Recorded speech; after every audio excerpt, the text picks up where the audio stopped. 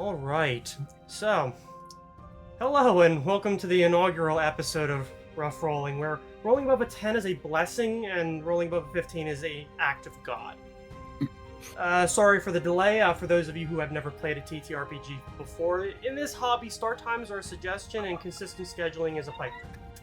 So, I'm Gray. Not gonna name names. Yeah, we're not gonna name names. I'm Gray, the Game Master. I've been running Pathfinder games for about a year and a half altogether, and this campaign has been going on since December of last year. And while this campaign is in Pathfinder 1st Edition, I am using a raft of house rules which streamline and simplify certain aspects of the game. So, a little about me. I'm a published author, an avid writer, and aficionado of stories, and a consummate torturer of weirdos who think spending 5 hours sitting alone and listening to someone do funny goblin voices is a good use of a Wednesday night. So, and these all these poor bastards, all of whom except one, and he knows exactly who he is, the virtual dice absolutely fucking loathe, are the party.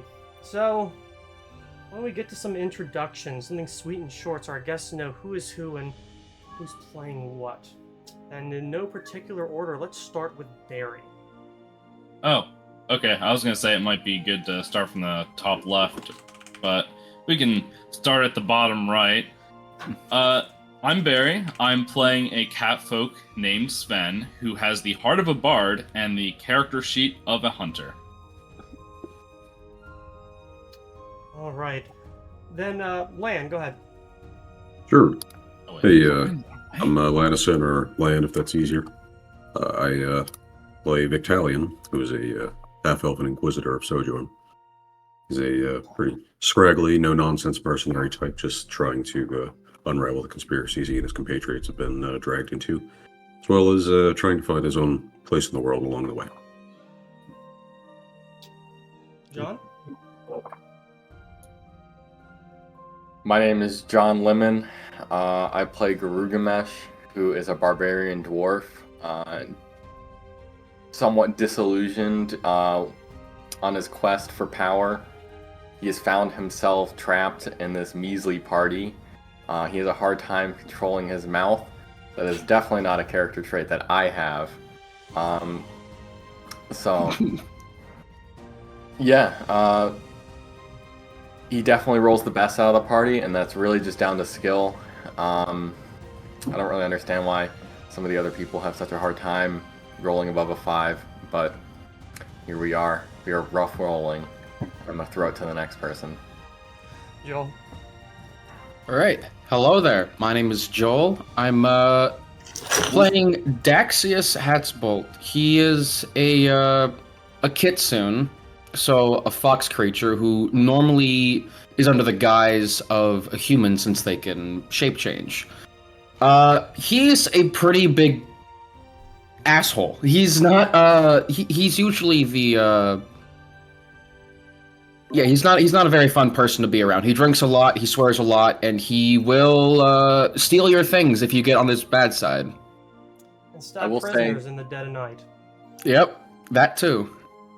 The difference between, Joel's character and mine is that Joel knows he's an asshole.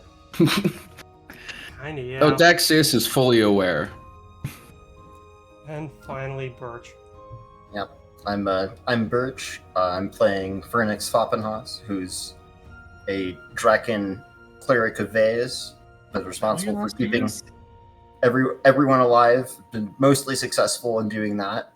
But he delves into the finer aspects of magic and recently started to make his own spells, including one that got him a new arm. So that should be some more of what to expect. All right. So, with that little bit of housekeeping out of the way, let's get down to it. The last time the party played, they found themselves in a rather odd situation. As Vic, Sven, Daxius, and Fernix finished yet another day of esoteric research and being confronted by an intelligent and coy silver fox, Girugamesh plied his gem-cutting trade in the manor hold, getting invited into the home of Justicar Karkstein, and the home of one Countess Veronica Lutz, the vampires.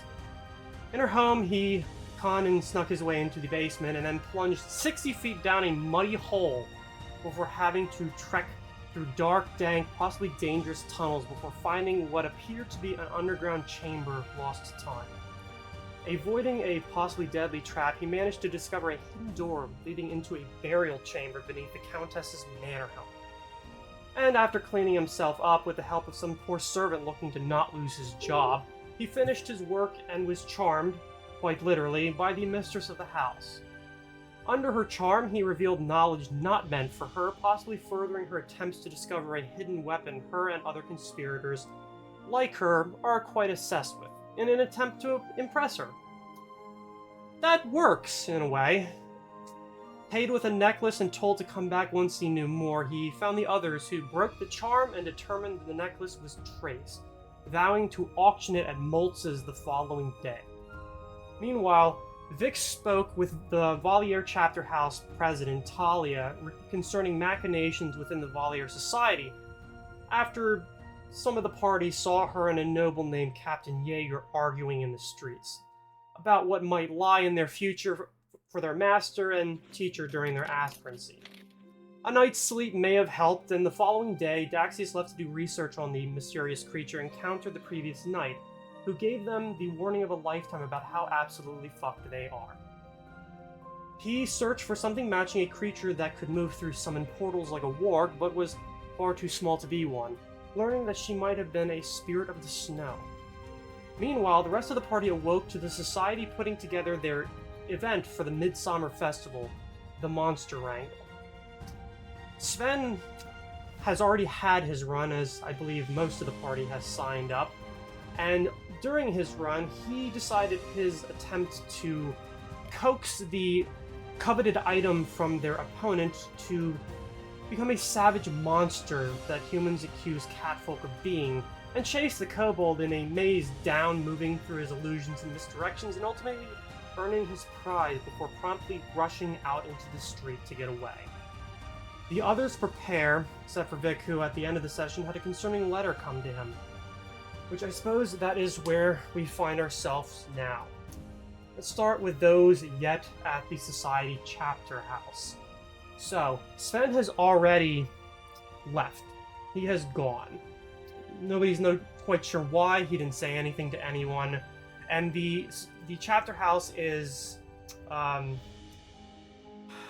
trying to set up for the next for the next event, which gives those who are yet to compete a little bit of time to figure out what it is they're doing. Most of them already know what kind of creature they'll be up against, and seeing Sven's run should give them an idea as to what exactly they should expect, since the competition between those who are actual adventurers and those who are just average schmoes off the street is vastly different.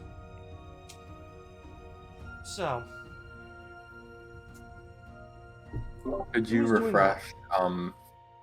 What creature was it that Sven caught? Sven was after a kobold, which is also what Fernix rolled. Oh, I think you said that. I know I rolled a goblin. You did. And Girugamesh and Vic both rolled a clockwork spy.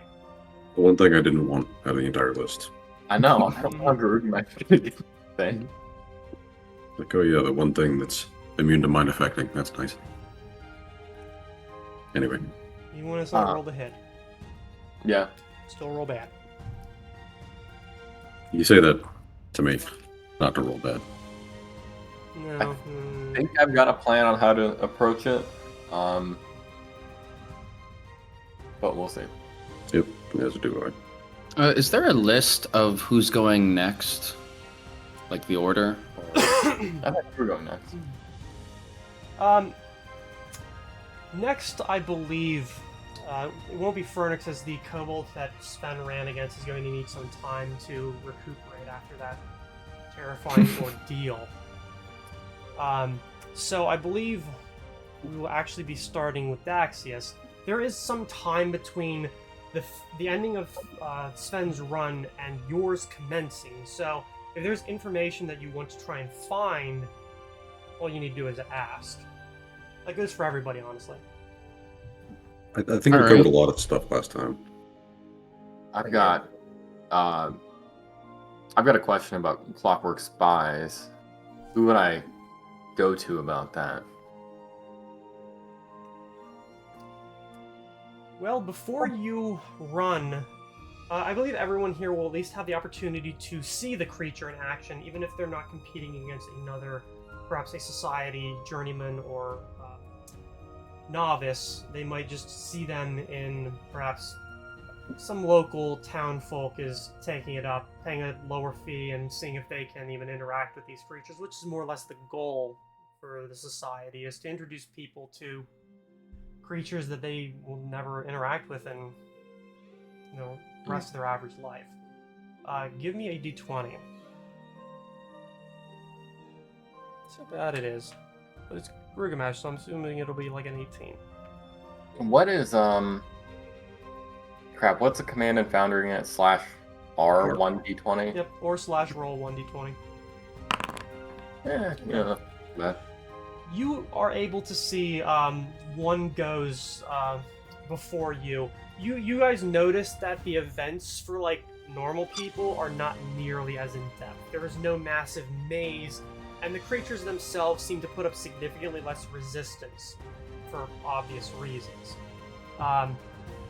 For the Clockwork Spy, you're able to see what appears to be possibly like a butcher's son or somebody who's obviously very physically gifted, and he very much tries the more direct route, leaping at it, trying to like wrestle at it, but the thing is fucking quick.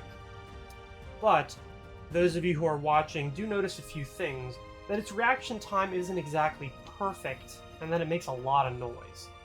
The only time that it isn't making a huge amount of noise is when it's still. And even then, it's still making a very audible click, click, click, click, click, click, click sound. Now, with it being mechanical and Girugamesh having, somewhat of a decent knowledge of how, internal mechanics work, is there an intelligence behind it? Because if it was like a truly like clockwork machine, it would run on, like a set gear or like a path. Does it run a particular path within the maze, or does it have the ability to make on-the-fly decisions? Well, in this setting, most constructs are fueled not necessarily by mechanical or digital programming, but actually by the captured spirit or elemental from a different plane. Smaller ones are usually generally weaker, and larger ones require significantly stronger spirits or elementals in order to power. So they are intelligent, however, most, and you can tell it with this one, they don't seem to deviate too much. Here there isn't necessarily a maze, it is just moving around a larger set area. You also notice that for local, less skilled people, that it's not a huge maze. It is much more of an open area. Although sometimes there are, obstacles. The one that this is generated by the casters here in the society looks to be like the interior of a restaurant or tavern. So it's a lot of over tables and under chairs and moving around in a, not necessarily tight quarters, but enough that the poor butcher's boy is not having the greatest time handling it. But you do notice that it doesn't seem to stray very far from him. It seems to like being able to see him. I know elementals don't really have any particular ties to this plane. Do they enjoy being bound to a physical form? Do you have knowledge planes? Nope. You have knowledge arcana? Nope. Then I guess, do at least Can I have ask one of the survival. party? You can also ask the party. By the way, that there not only are the party watching, there are a lot of other people, both average people and other society members. You notice that Talia and Jean-Luc are keenly watching every single match, whether they're somebody within the society or whether they're just some average schmo. discussing between one another and seeming to be taking notes. I'm gonna ask around until I find someone who seems knowledgeable about the subject matter. Okay, well, I guess lucky for you that Xavier is also there, the resident biologist novice. You're able to speak with him, and he gives you, well, whatever answers you're looking for. His first to that question is, well, no, not really. They, usually are very angry about that, and left to their own devices generally turn on their own creators, given enough time and arcane freedom. Now, would something like an elemental bound to a clockwork soldier or clockwork spy, would they be able to understand common? It depends on the elemental or demon devil that, well, usually demon if you're going to go from one of those things. Bound to it, it's a mixture. Elementals, I would assume most likely not. If they were a demon, which is, I do not think that the spy that we brought in from the House of Aerith is, that they invest something like that into it. So my assumption would be that it really doesn't understand what you're saying. Does it have any... What might be the weaknesses of its form that I could exploit? Well, and he kind of like looks down and watching this poor butcher's boy. The guy finally does get it, like launching himself over the bar back and like landing on top of it, getting it to like turn over, and like its legs are kicking up over it like a tortoise, and finally pries the bronze coin off of its back. And he says, "Well, right there, you're able to upset it, and it doesn't exactly have a great chance of getting away. Some of them can fly, but this one generally doesn't. It appears to seem to more prefer to stay on the ground, perhaps go up walls. Similarly, as you can see," and he points at it as the boy kind of lifts it up like, "Ha ha ha!" You see that its ocular sensor is large. It's large and it's on one side. You're thinking that its sense of sight and possibly hearing isn't very advanced. If you were to keep quiet and approach from a good angle, there's a pretty good chance that you wouldn't notice. I'm gonna thank Xavier for his time, and I'm gonna return to the party. Of course.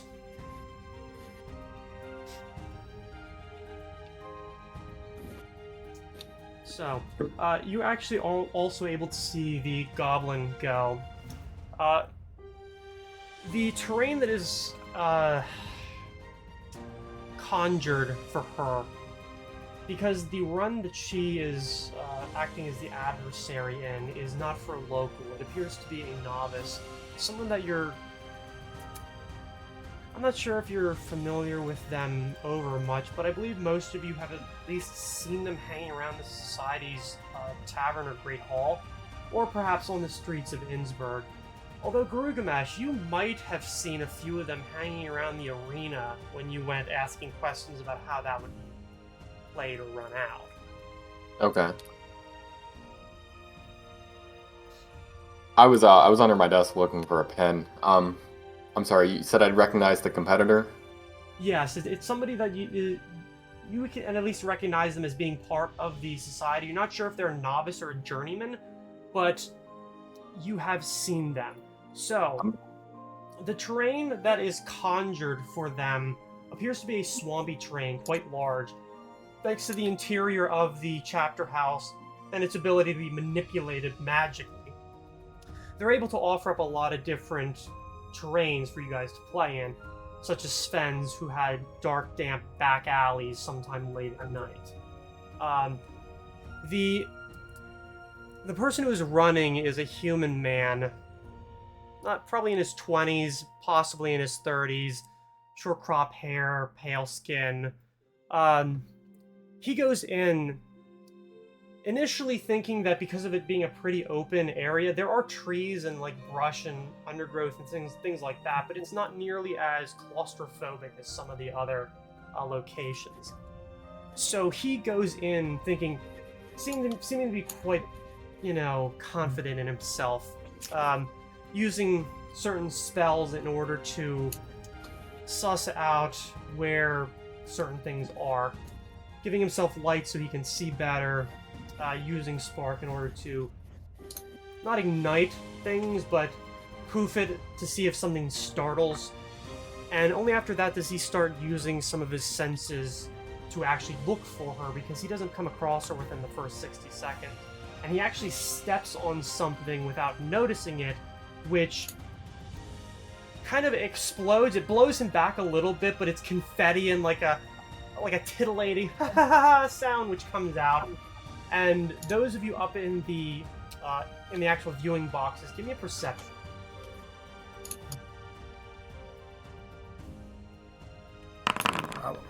I'm trying. God damn. I don't know why I have Vic roll. Because I guess the lowest you can roll is like a fucking 14. 19. Is it a 19? Okay. Yeah. Yep. Okay. I believe, obviously, Vic can see this, as can Girugamesh and Fernix. Daxius, you cotton on to it maybe like a few seconds later. The three who were able to see it earlier watch as the goblin sort of moves very quickly from a hidden spot that was actually weirdly close to him. She, using his confusion and distraction, goes for one of the large weeping willow trees and goes up it like a bolt and vanishes. As soon as she stops moving, perhaps Vic is the only one who can like keep track of her where she's moving. She seems to rely primarily on hiding. Whereas the kobold used a mixture of magic in order to distract, such as phantom noises and silent images, as well as moving around, she seems to prefer sticking to a place and hiding until she gets a rise out of whoever is competing against her.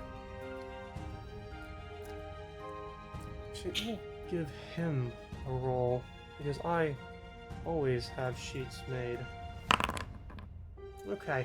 He doesn't notice where she goes, but it's very obvious that he hears her and he hears the movement.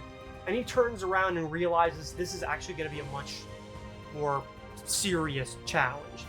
Perhaps watching Sven chase down this kobold and terrify the ever-loving shit out of it gave him a bit of a big head.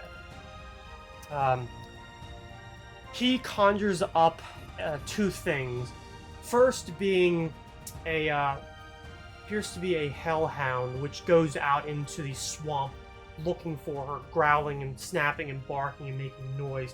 Its burning paws leaving kind of half-baked prints in the muddy ground. And the other is a spiritual weapon, which he uses to slash at some of the underbrush and eventually knocks it against the tree.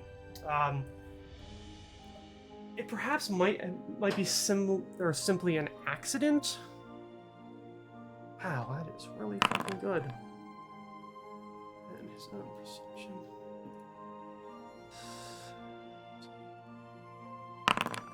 Yeah. She seems to lose her balance and plummets down a few branches, like finally grabbing onto it. And he's able to hear that something obviously moved, and now he has her trapped. He just simply works up and up with the spiritual weapon, with the hellhound kind of clambering up the branches on the other side. And after about another 30 seconds, you finally hear, "Stop! Stop! You can have it!" Somebody up top, you think Talia calls time, just like she did with Sven. This guy took maybe about 2 minutes, and you see Jean-Luc and Talia speaking to one another, and kind of, seems to be the conclusion. Both of the two competitors are led to different exits, and the magical arena is reset, returning to the library that it normally looks like as they prepare for the next run. Which, there will be a few runs between the novice and you, Daxius. Maybe about a good... maybe 2 hours? 2 hours? Well, they seem to want to give the competitors whom you have already realized are paid actors. Like, they're most likely part of the society. Some sort of chance to recoup and recover, as well as replenish any of the supplies that they used. Okay. Most of the other people that go between the two are mostly mundane people. You do see some people run the Might, which is the last one that none of you rolled. And you see the kobold come out a few times. Give me a perception. Everybody who's there. Paying attention. Well, I don't know if we're just gonna be waiting around. I wasn't sure if I'd have Girugamesh watch or work on jewelry in the meantime. It's up to you. All right, I'm gonna say Girugamesh is working on jewelry, but we can do that once Okay. we're done with actors. So it's pretty easy to notice this. The kobold doesn't seem to be moving nearly as quickly as he was during Sven's. Those of you who rolled quite high, you're able to tell that he has a limp. He might have pulled or strained something during that event, which was near the beginning of the day. Thankfully, though, the people that he goes up against don't use a very direct route. Instead, actually try to barter, or there's somebody who sends in like their kid who's like very young, and that one is pretty much a gimme. It's adorable, you know, seeing someone who's like 6 years old interact with this. A bit of like apprehension before finally like, oh, this is unique and new, and I enjoy this. So, thankfully, there's a little bit of light duty between now and then. Do they give the kid like one of those like really cheap participation award ribbons that you get like at the dollar store? Yeah. Like a little treat for them to eat, and like something shiny, most likely a pin or something. You can tell that the kid has no real comprehension of what's going on. But, you know, that was kind of humanizing for everyone. Eventually, though, Daxius, your name is called. Now, you did give me an idea as to how you were going to handle this beforehand. Has that changed at all? I don't think so. And honestly, well, normally I would like do like investigations beforehand to like suss out what's going to happen next. I think for the purposes of this, to kind of honor the contest, Daxius isn't going to do any of that. He's just gonna wait patiently, and ready to be surprised. All right.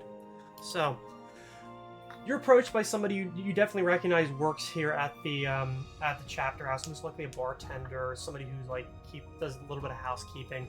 You're taken down to the same area that Sven was taken into and brought out of once the challenge was complete. Excuse me.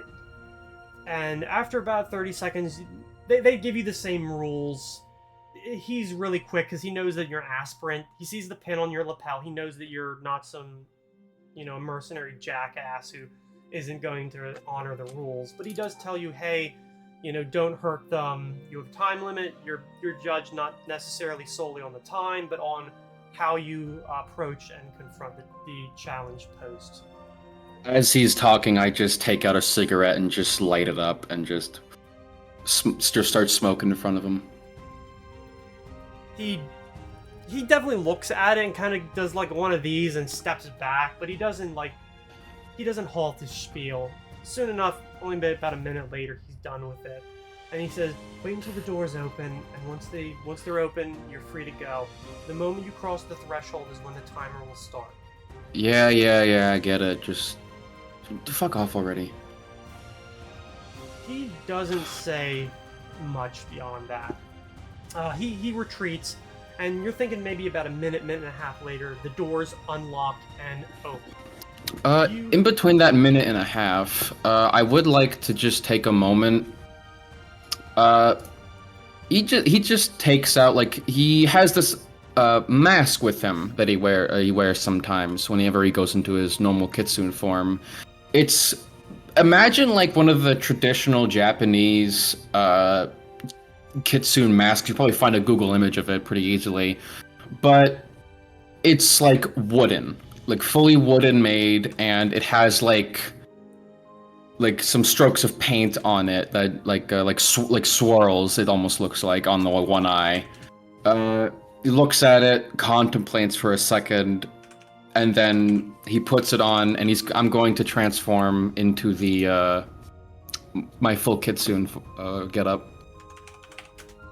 And I'm also going to take a little bit of the Dust of Illusion and give myself a different outfit for this. So instead of the roguish layered outfit he's got, he sprays a pinch of this dust on him, and it turns into a sort of a suit made out of leaves. It almost looks like something that's much more nature oriented. Yeah. But more like, instead of like practical trying to blend into the surroundings, it looks more like fashionable, like something like adjacent to like elven culture-ish. Fair enough. A kabuki mask and a ghillie suit. What a combination. Although I'm assuming the colors on your mask aren't nearly as vivid. Yeah, no. Yeah, no. So, the doors open, and lucky you, it opens into a representation of a dense forest with a decent amount of undergrowth and a ceiling of trees and branches which allow for a decent amount of concealment. However, most of the trees are like adjacent to one another, so you can see like above it a fake sky, so that you can't see the participants above you, but the participants above can still see you. So I nervously step forward and I just you do for those who are watching, you do notice that like the party and such, Daxius kind of has a different stride to him. Like he walks more, he's suddenly walking more how do I put this? Elegantly, I guess. Whereas most of the time he's the opposite of that. Self-assured, perhaps? Yeah. okay. So you go out, and you're not able to hear too much like immediately off the bat, but it does sound like a rather accurate representation of something you're rather accustomed to. So you can hear the sounds of like insects and other creatures making noise in the underbrush. You now more or less have free reign. So it has started now. Once you pass through the threshold, that's right. That's when it starts. I'm going to immediately cast Expeditious Retreat on myself. Okay. So for the next 5 minutes, I have a 60-foot movement speed. Okay. And I'm also going to use... is that concentration? I don't think it is. I'm going to use Detect Thoughts as well. Okay.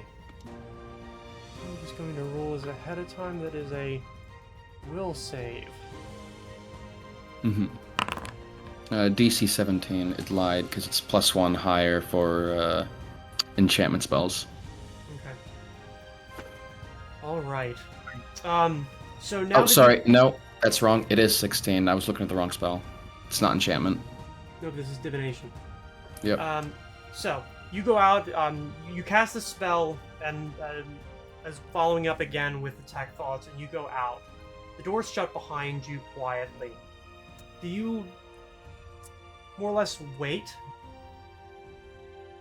I'm not going to wait. I have 60-foot movement speed. I'm essentially just going to dash around the bottom floor and just see if I detect any thoughts. And if I detect nothing, I'm going to start going up. Okay. You Head empty, no thoughts.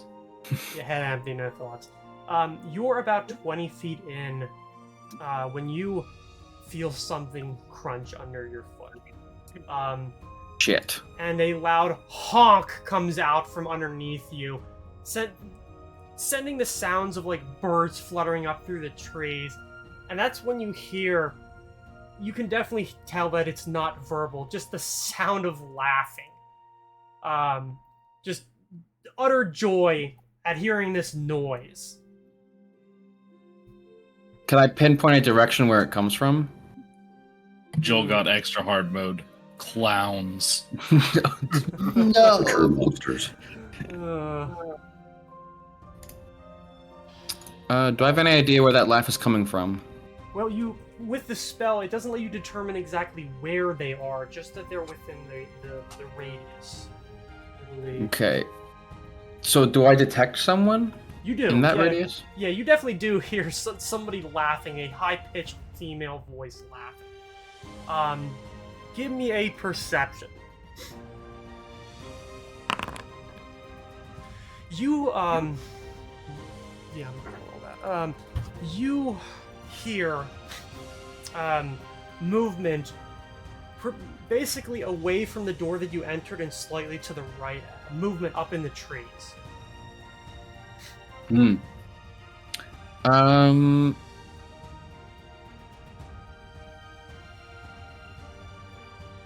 Okay. I'm going to,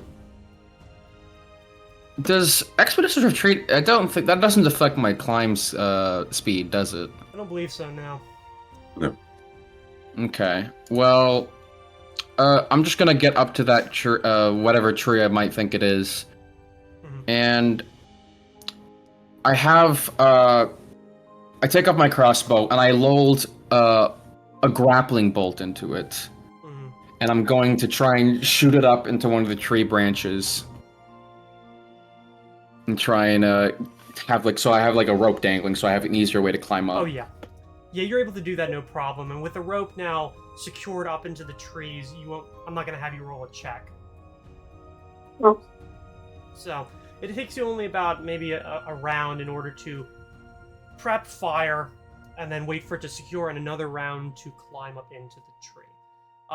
With that perception check, you still hear like the sound of the creature moving through the trees away from you. So she heard the trap, the trick go off and began moving. But you can definitely tell in what direction she went. Okay. I'm going to follow her or him or I don't know. I'm gonna try and be quiet as I'm moving through the trees. Okay, give me a stealth. Wow, okay. They ain't hearing And shit. You will be getting a bonus because of the ghillie suit.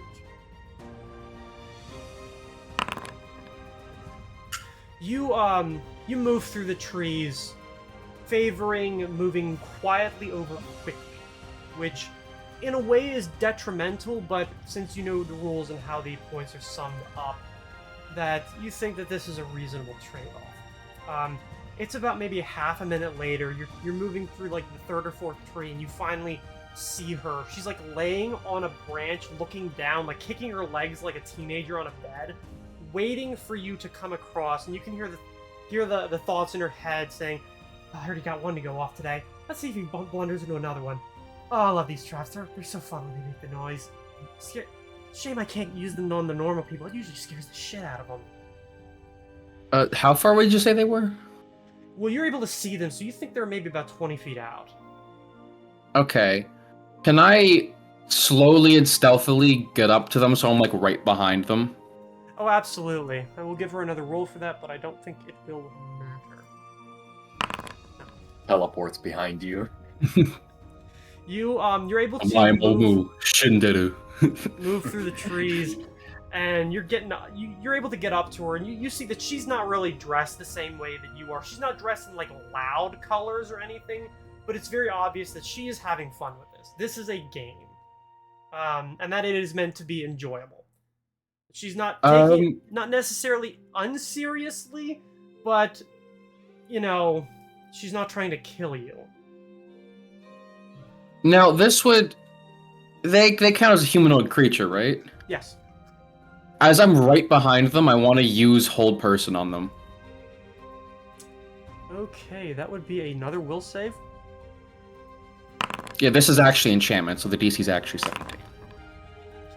You get up to her, and she's like completely oblivious, just watching down over the tree branch, kicking her legs, and you get up, and now you actually have to say that spell. Like you have to say that at least a talking, volume. So Yeah, I'm hears- willing to spook the shit out of her. She hears you and rolls over and is like a mid-scream, like, shock when the spell takes hold and she freezes. I just bend down to their level, and I just start.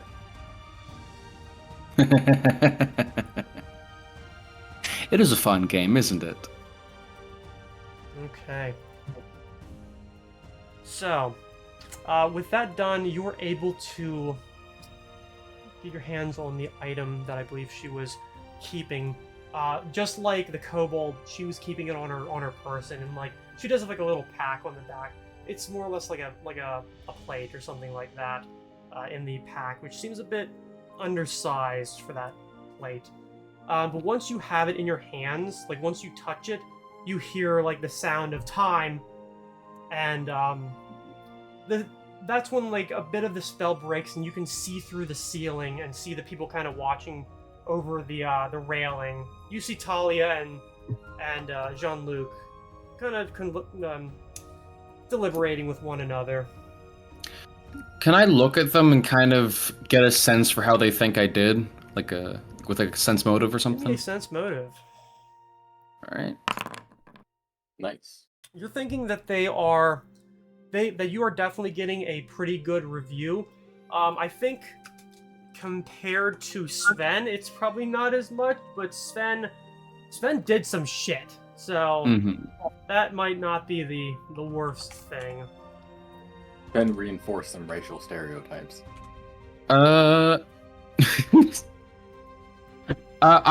Before I leave the chamber, I'm going to climb to the top of the tree I'm in. Mm-hmm. And thinking for a second, I'm just going to stand there, take a deep breath, as what I'm about to do is something I've been terrified to do for the longest time, but considering the fox spirit I talked to, don't really see much of a point anymore. I take off the mask for the entire audience to see what creature I am. A creature long thought dead. A race thought buried and forgotten. Okay. NASCAR. Yeah. You're able to take off the mask and reveal like the true form. Obviously, those who are within the society are already well aware because you had to fill out paperwork. Yeah. So obviously, This is more Talia for the and crowd. Jean-Luc, yeah. For the crowd, you definitely see some looks of surprise or interest among like the town folk, like average people. Some points and like comments that you can't overhear, but overall, you think the reception is pretty mixed. Not like revulsion or horror, but definitely of a holy shit, what's that? I'm just going to, as the one last thing before I bow out, I'm going to cast my racial spell, which is Dancing Lights, have 3 globules of life dance around me as I give like a polite bow to the audience. Alright. And I just mumble under my breath, barely audible. You are witnessing the revival of a long dead race. Yeah. And I'm just going to cast Vanish and leave. Okay. Disappear. The room is cleared out, and there is not a huge amount of time before the next person will be going, which will be Vic. All right. So we don't get an impression of what the arena will look like before we head into it. You don't necessarily get a good idea. Well, actually, when the door opens, you'll be able to see through. Remember, the timer only starts when you cross over the threshold, so you will have an amount of time to see the environment. Mm. Yeah. So on that note, I think as far as preparation goes, gonna just find some place to store his armor and stuff for the second. Basically, the only thing he's bringing is his regular clothes, his cloak, and his helm. Well, clothing-wise, at least. Mhm. I'm also going to grab a wineskin or a water skin or something and fill it up with water, just in case. As well as I should have a rope in my inventory somewhere. And if not, I might search around to see if they've got one sitting around. Yeah, I believe you do have it. Yes, 50. I believe that is 50 feet. Yes. Okay. Other than that, just kind of sitting back and waiting. All right. You were led down by a different employee here. You're given the same spiel, and then they leave you. But a minute and a half later, the doors open, and I want to say you most likely think this is a mistake instantly, because you see through the doors and it looks like the library, except that it definitely is not the library that you saw as it is normally. You're able to see through and see that it is a kind of a weird maze of stacks of books with hardbacks to the shelving itself. You're able to see up one of the aisles where there's like a larger open sitting area. Above is a fake representation of the stuccoed ceiling with chandeliers hanging down, magically illuminated. So that is the environment you will be entering into. Okay. So it's got walls, structures, some almost like a maze-like aspect, if I'm interpreting that correctly. Yeah, it's a little bit Asherian. Okay. And does it seem to be particularly large, or just about the size of the room? You're thinking it's about the size of probably about the size of the other arenas that most people went into. So probably about maybe 100 by 75.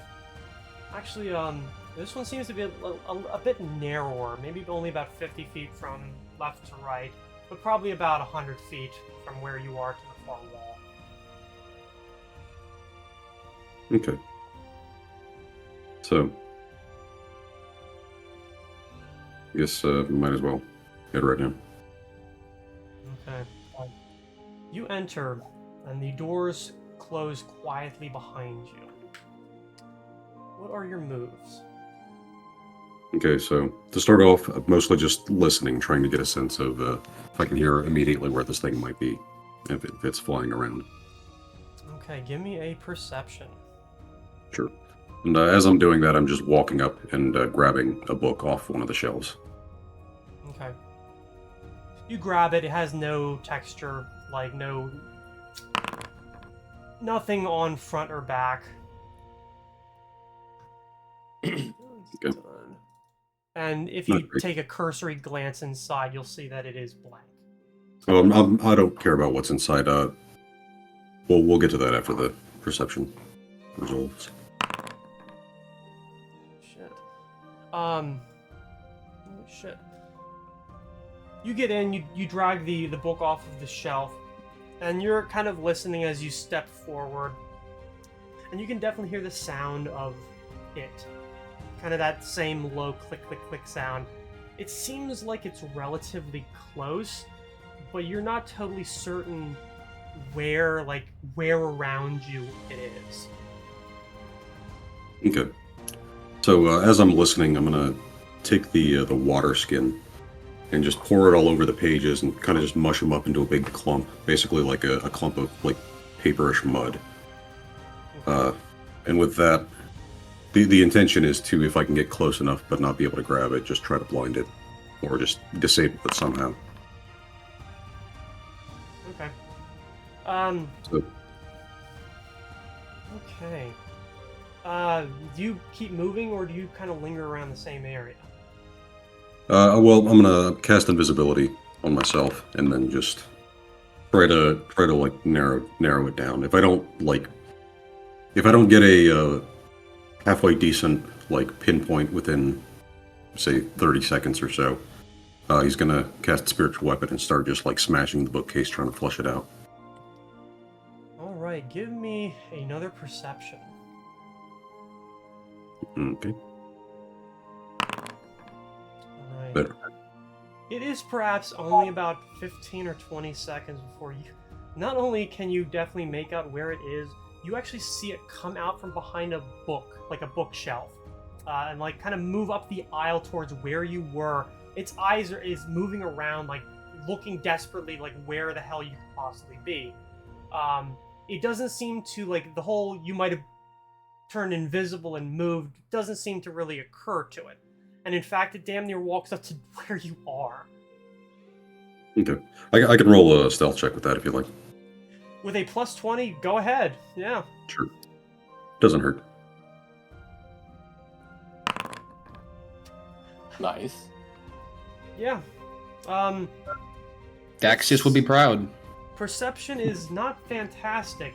And actually, as it gets relatively near to you, as in, like, within 15 feet, you can definitely see that its depth perception is most likely not very good, and it seems to rely on its sight. So it's, like, at each shelf, like, as it's coming towards you, it twists its head around to, like, look, sees nothing, and kind of continues on, like, creepy little spider legs moving, and then looking up, looking the other, and moving forward again until it's almost in your lap.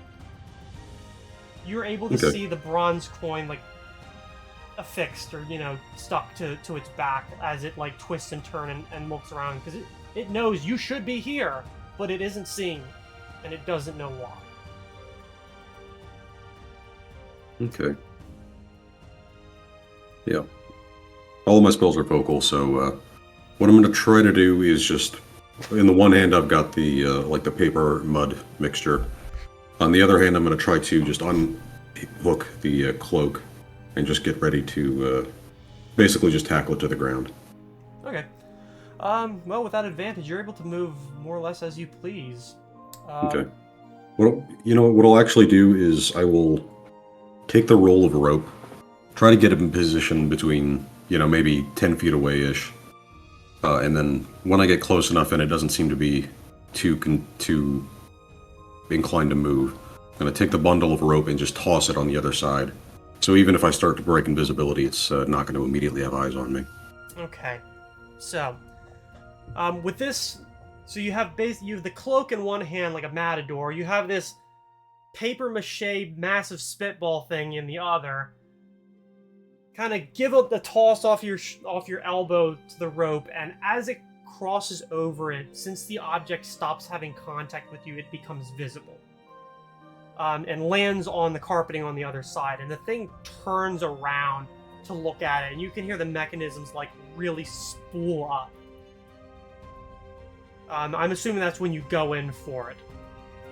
Yeah, just tossing the cloak and, you know, shoulder tackling it. Okay. And if it still seems to be escaping the cloak, trying to mash the paper mache into its eyes as it tries to run. If it tries to run. With your body, like, as large as you are, this is a tiny creature. This is actually, I believe, the smallest of the possible adversaries. So the cloak goes over it, which is something, it's still invisible. It can't see it because it's still touching you.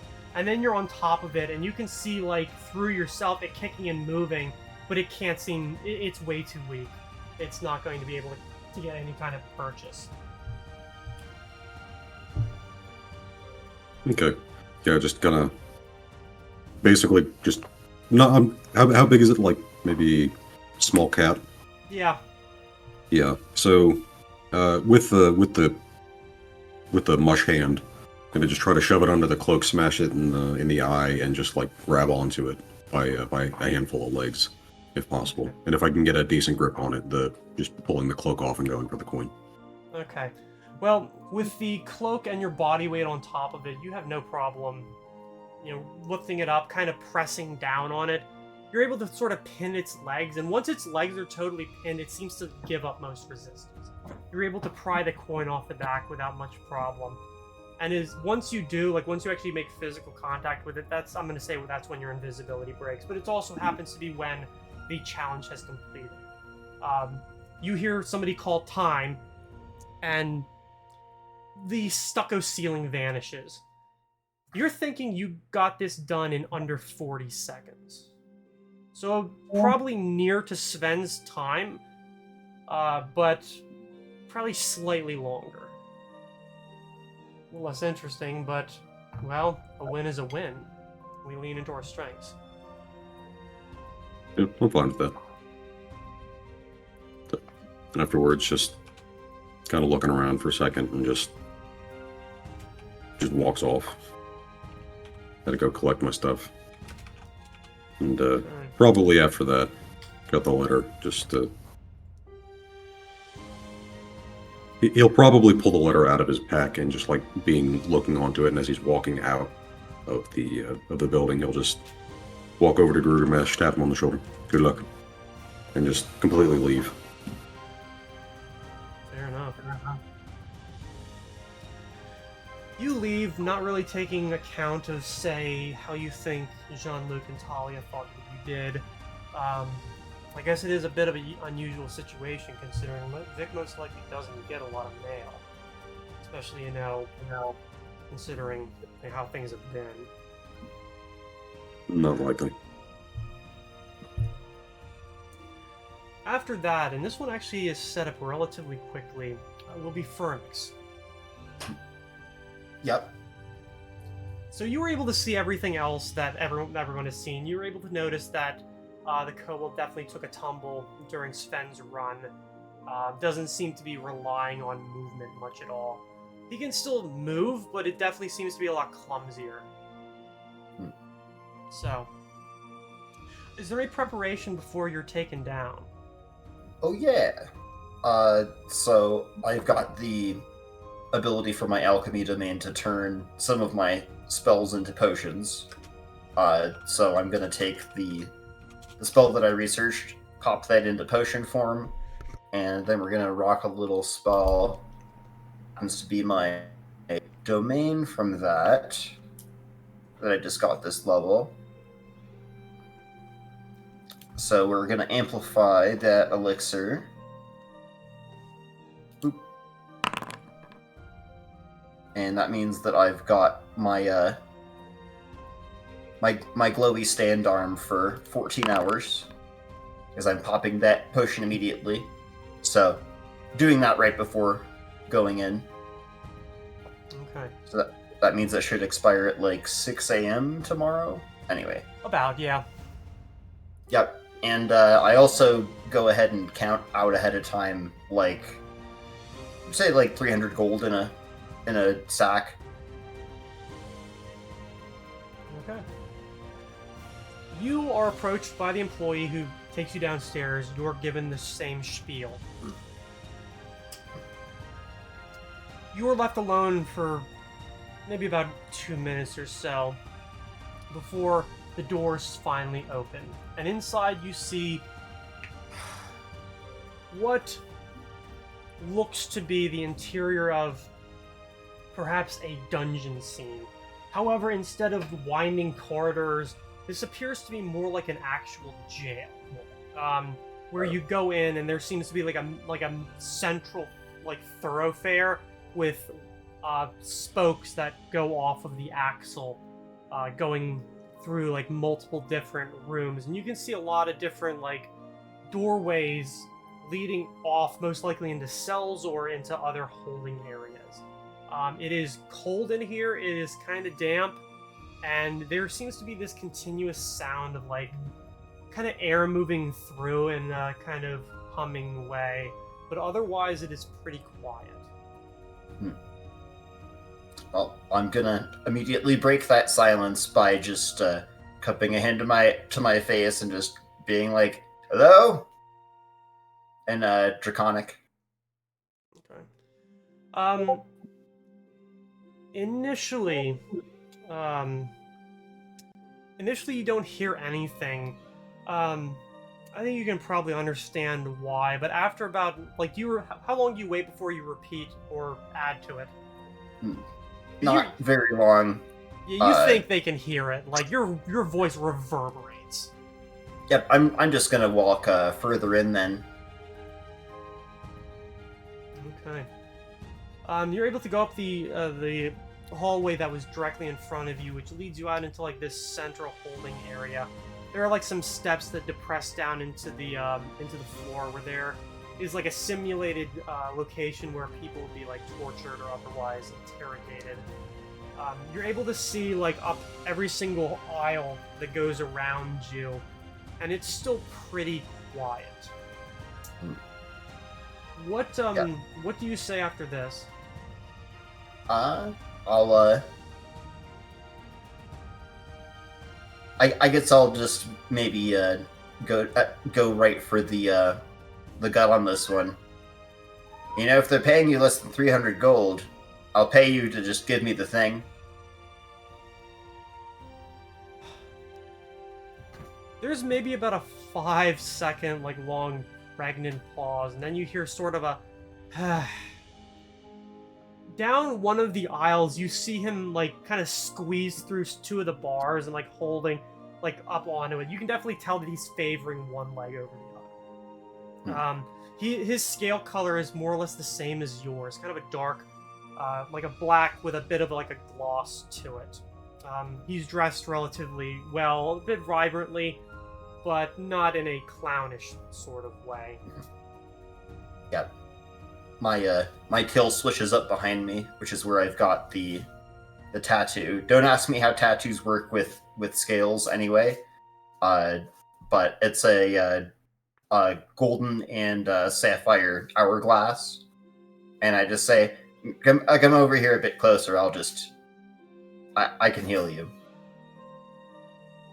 He kind of looks at you a bit like, kind of like wall-eyed, like this can't fucking be happening.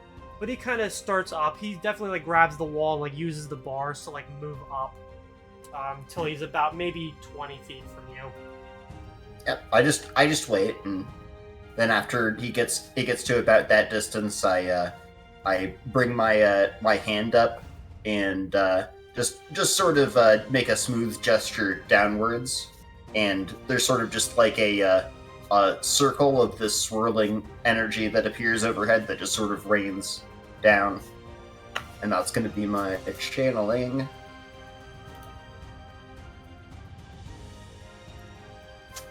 Everybody likes some channeling. Alright. That is a pretty big... I hope it's a limp that can be healed with 16 I fucking hope so. points of healing. Christ. Yeah, like, the healing energy seems to sink into him, and then he's able to put the weight back on his leg, and he grabs his tail, like, kind of like, almost like wringing a tail out, like, straightening it out. And he turns to you and says in Draconic, you know, this is a bit against the spirit of the game, but I'm so fucking taken aback. No mercenary would have gone this route, so I just don't fucking care anymore. I look over at him and I just say, well, most mercenaries wouldn't be half kobold, so.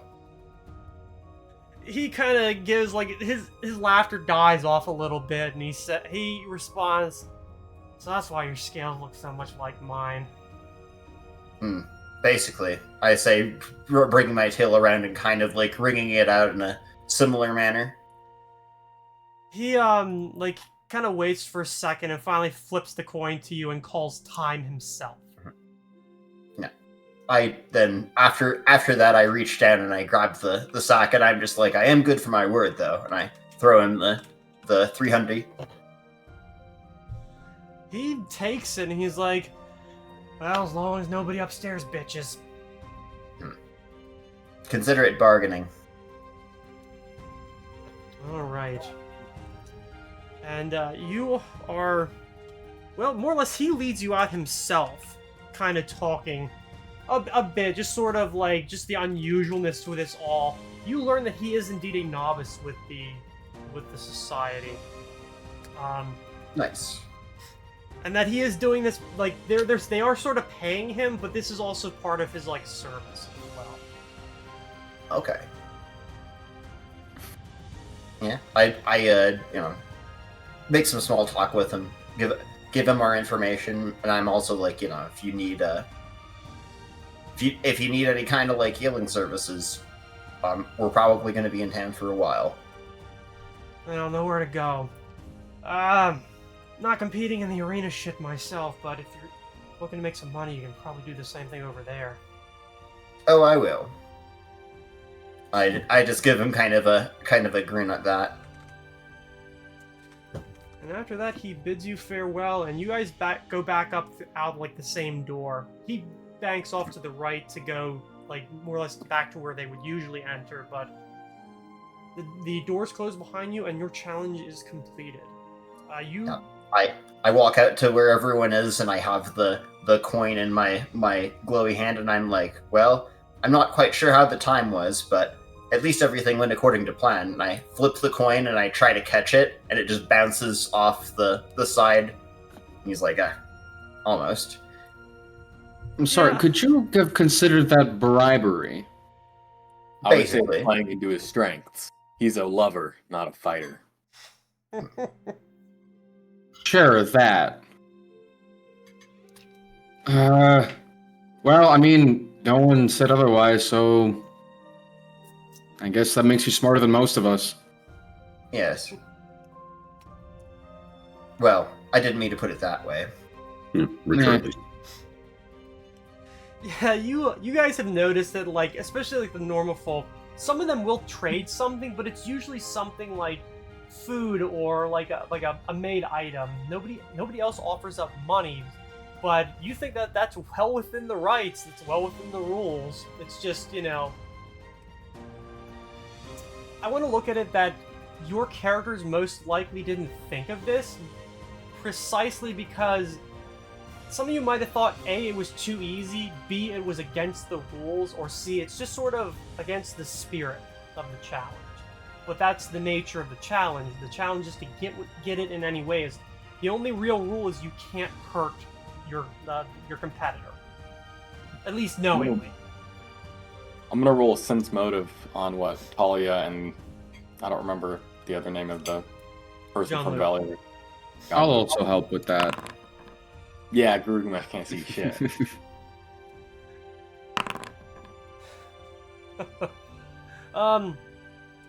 Daxius,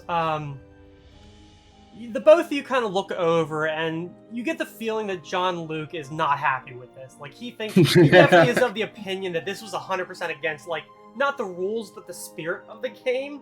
And Talia's like, tough shit. We didn't say they couldn't. What was the time? He did it in just under a minute. Damn. So not hoping you'd be super happy with him. quick, but not bad. Which that leaves Girugamesh. Somebody does like fetch you. Yeah. I was making jewelry. Specifically, I was working on. Let me pull open the gem shop. I was working on that signet ring I won from auction. Mhm. At auction, we estimated its value to be at around 2,000 gold, but I got it for 850. Do you want me to roll an appraise for what it's really worth now that I own it? Yes. And I'll have to look through some of my own.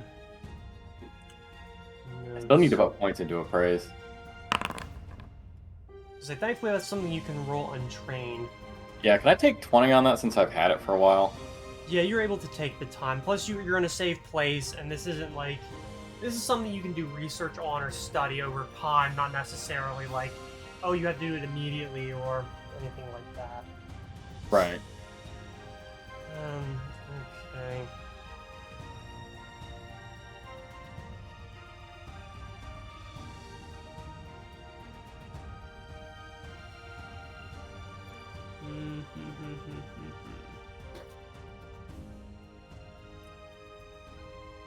Oh, here it is.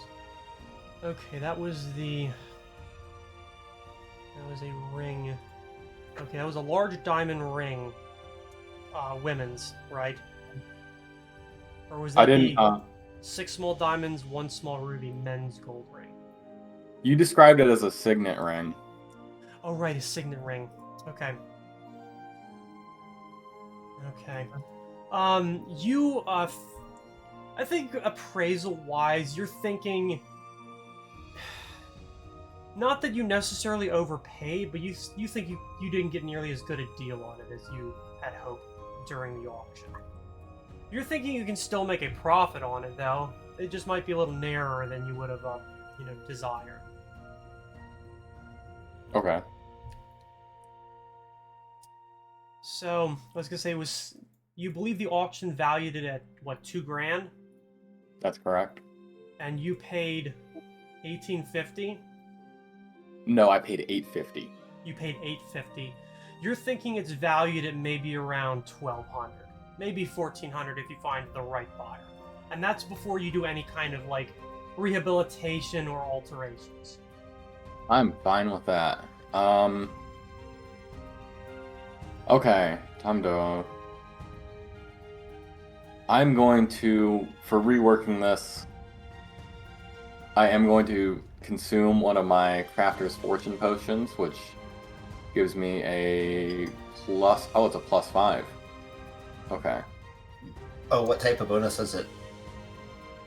It's a +5 to craft. I can... The target is struck by inspiration and gains a +5 luck bonus to its next craft skill check. Because I think I can also guidance you and give you another +1. I will take all of the buffs I can get. Daxius. Don't you? What? What is it you give me with the bardic inspiration? Oh, yeah, I can do a little dance for you, and it makes your fingers a little more deft. Is that a +2? Yeah. Okay, I've got the +2, the +1, and the +5, so... Is it a competence bonus, though? I think it is. We've what played Yes. it that way in the past. Okay, so yeah. So I don't... Yeah, just take his... It's better than mine. Oh my gosh. Yeah, that's really good that you did that. You spend the hours between when you realize that you're most likely not going to be out relatively soon, and now working on it, and you think you're definitely getting better value out of it, but you're like, well, it's not exactly my best work, but... Well, I'm doing it choosers. at the games. Yeah. Alright. Maybe the fact that Daxius is tap dancing in the corner isn't helping as much as he thought it would. Yeah. It is a bit odd, especially when he has a look on his face like, I want to fucking kill you. Yeah, I'm just not having it. I don't want to be there. There's even points where I'm just purposely trying to annoy you. If your attitude was better, this wouldn't have come out so poorly. All I hear is a baby crying. Now you better get to your fucking match. Okay. Well, I am still happy with a 23.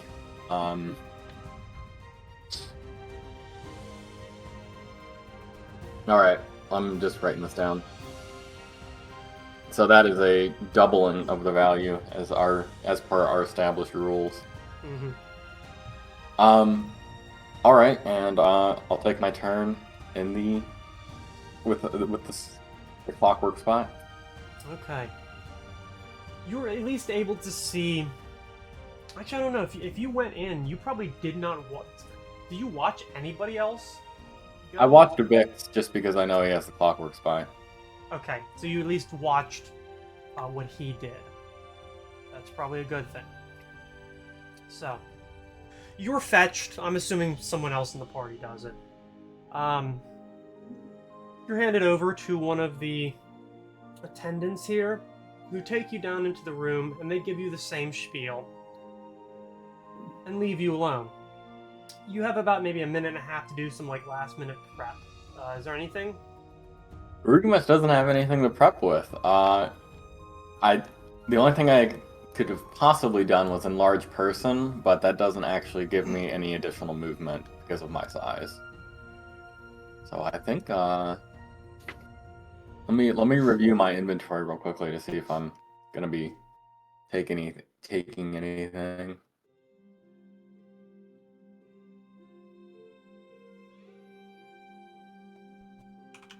I am going to take my firearm bullets, just because I think I might be able to do something with them.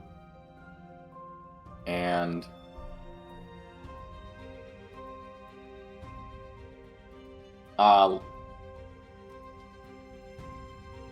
Yeah. That's all I take. Okay. All right.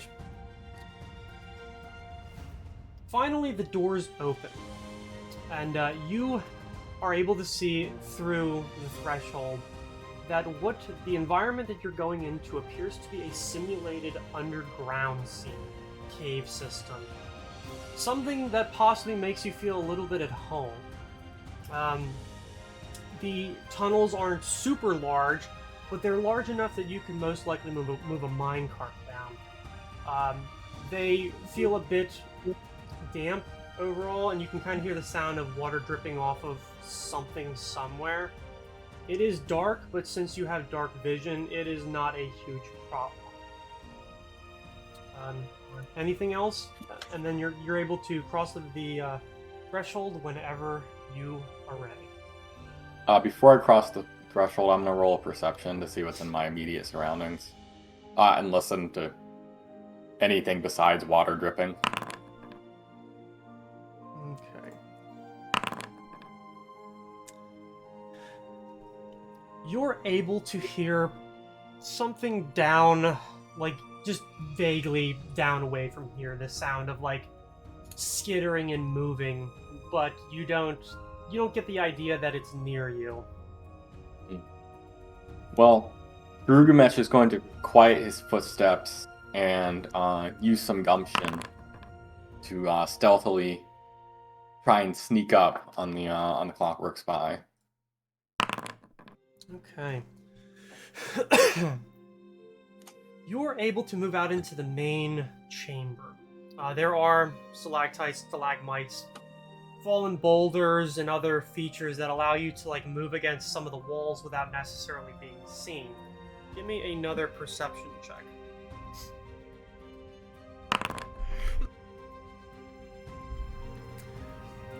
You think it's about maybe 20 or 30 seconds of movement before finally you hear like the sound of movement. Pretty quick. In the darkness, you're able to see like the glint off of its eyes as it is moving towards you on the ceiling. Kind of crouched low against it. It hasn't noticed you. It knows that you're supposed to come out of this doorway. And it seems to be much more interested in observation. That's something I think you learn, is that it needs to observe. And in order to do that, it needs to be able to actually see you. And so when it doesn't see or hear you, it's probably not very great for it. So it's moving and moving and moving towards the now closed door, scanning around and just seeming to be confused. Is it? You said when I was entering it was a hallway. A chamber. A with chamber? like at the back a hallway that goes off, and there are branches off of it. Yeah. Okay, so it's outside the chamber door. No. Chamber here means like the main quote unquote room in the cave system. Mm-hmm. But there is a corridor, like an actual like burrow or opening through the stone at the rear of the chamber. And Gotcha. you can see that there are like other paths which branch off from this central vestibule.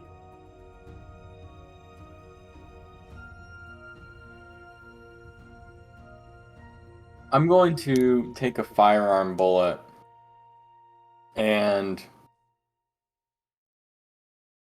I'm going to throw it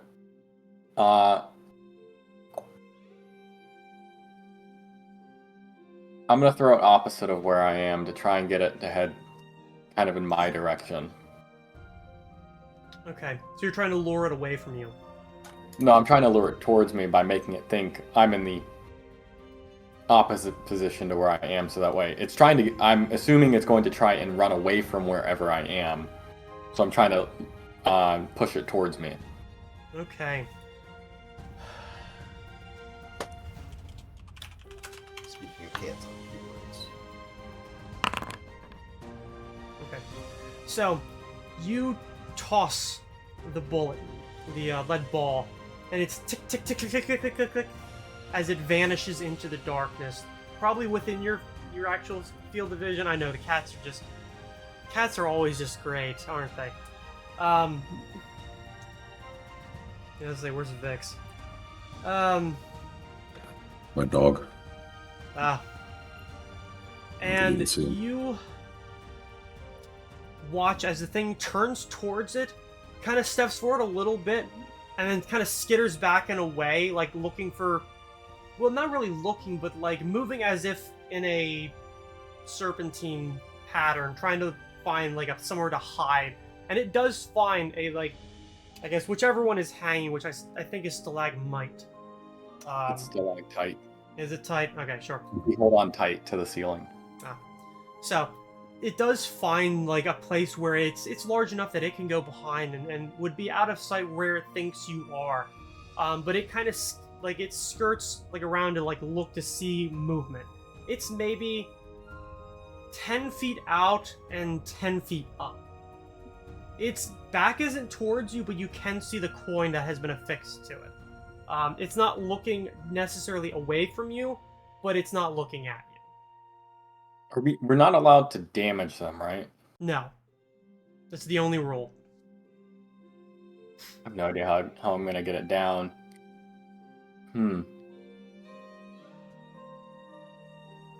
How long does it take for enlarged person to take effect? Is it instant? Instant. Yeah. Yeah. At most like a over minute. 6 seconds. It's a standard action, so. What's underneath the stalactite that it's hanging from? There are some boulders that you think you climb up on that would give you maybe 3 feet of like height. Oh, okay.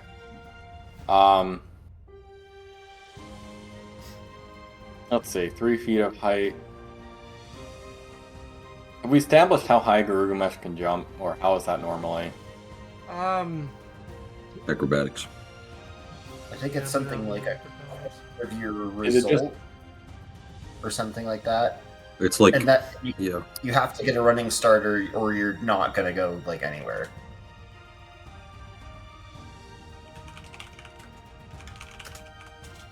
Yeah, so high jump, it's based on a DC. It's basically 1 foot for every 4 you get on the skill check. It requires at least a 10 feet of space to get a running start. Crap, where's DC again? So you're about, I would say you're about 4 feet tall, maybe 4 feet and change. Yeah. With a 3 foot height advantage, that would get your head about 7 feet off the ground. Your arms, when you raise them up, will probably buy you an extra 2 feet. So with enlarged person, you probably wouldn't even need the boulders in order to reach up and grab it. Yeah, that's what I was thinking. I just don't really feel like wasting an enlarged person shit on this. It's only 50 gold. Girugamesh has the greedy trait, guys. It's in character. And you've got about 500,000 in gold because of all your jewelry. I don't have half a million yet. I have 500,000 in assets, not liquid gold. All right, Girugamesh is going to try and sneak around to the opposite side of the stalactite and shimmy his way up onto a boulder. He's going to try and jump and grab it. Okay. He's too cheap to waste enlarged person potion. Then give me a stealth. Girugamesh is going to get a nat 20 on this. See? Well, 21. You're able to Mission get exciting. across and like slowly push yourself up, and finally, with you standing, you're able to reach up and you think like a small hop and you can put your hands right around the thing. It is a acrobatics to make a standing jump, but it is low enough that I think it would be terrifyingly hilarious if you were to roll below it. Yeah, I will definitely roll acrobatics. Wow. Thank God. The DC is a 4 to jump 1 foot, Wow. and a 8 to jump 2. Mhm. So, give me a combat maneuver roll. It'll be top row of combat, second from the left. Gotcha. It's a CMB. Nice. Oh yeah, that well and beats it. You're at the apex of your jump, and your hands just snatch around this fucking thing. You drop back down, and its little legs just scrape down along the stalactite, and it's like kicking and whirring and moving. But you see that, like, with your hands around its body like that, it does not seem to have the kind of purchase. You're able to squeeze shut where, like, most likely its wings would be, although you haven't seen him use them, probably for the purposes of the challenge. But with you holding it like a beach ball, you more or less have it at your mercy. I'm gonna look it right in its ocular eye and be like, I know you're in there, elemental. I can set you free. I can free you of this physical form. And I'm gonna look for any sign of intelligence. Give me a sense motive.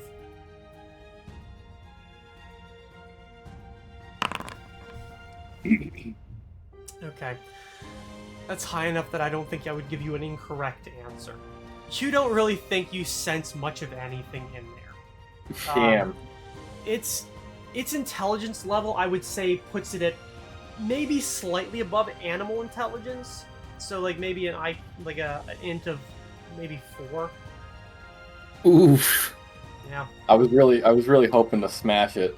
Or at least have a reason to, but now Girugamesh doesn't. I'm just gonna try and take the medal. Okay. You're able to pry the coin off of the back, and as soon as you do, somebody calls time and the lights come up.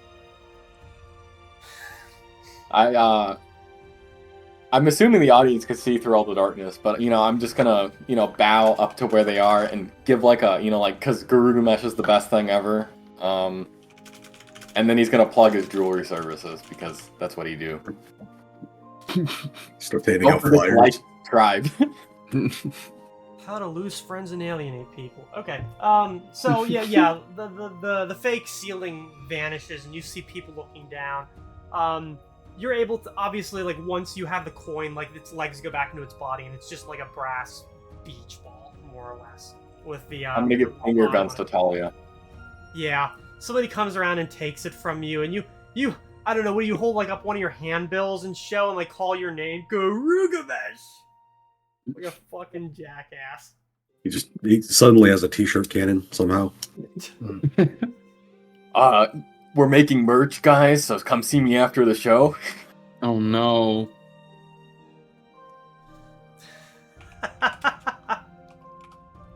Whatever papers we signed.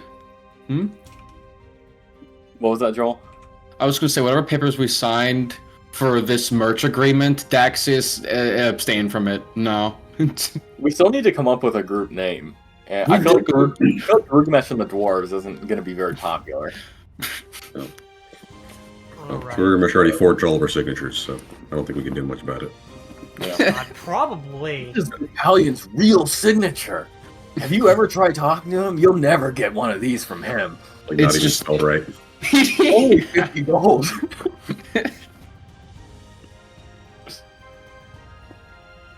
That's well within character for Girugamesh, though.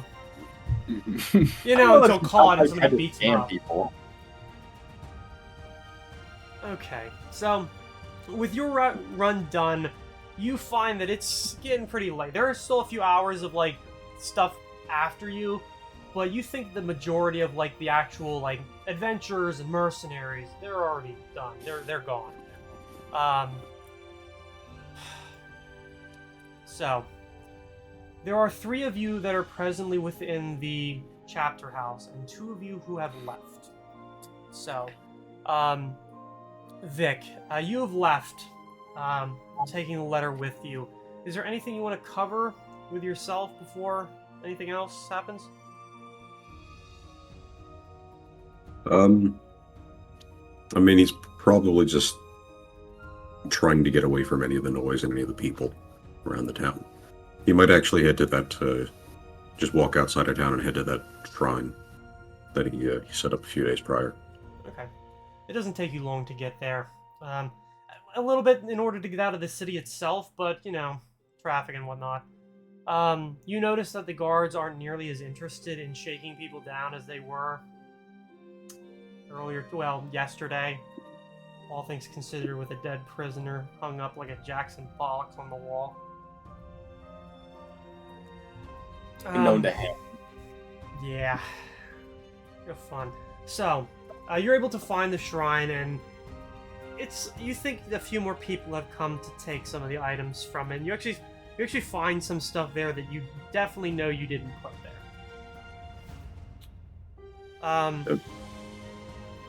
And you're left to your devices to enjoy or not enjoy that letter to your heart's content. Yeah, it's probably going to be a time of quiet contemplation. That's he's very confused. He doesn't know what he's doing. He doesn't know what he should be doing now. And, well. Yeah. I'd say probably after a couple hours, he realized that he probably needs to talk to the rest of the group about this at some point, rather than just kind of hang out in the woods. But we can leave it at that for now. We will leave Vic exactly where he is. Daxius, Zigger, that's exactly what he would have seen. He would report more or less back to you what that. Okay. Much else. Now, let us go on to, I don't want to say the main course, but, well. So, it has been perhaps, yeah, that probably isn't a bad idea. Since we are moving away from the monster wrangling and onto some plot-relevant stuff, we will take a very short break. We will be back at 8:10. All right? Okay. See you guys later. See you in a bit. See you in a bit.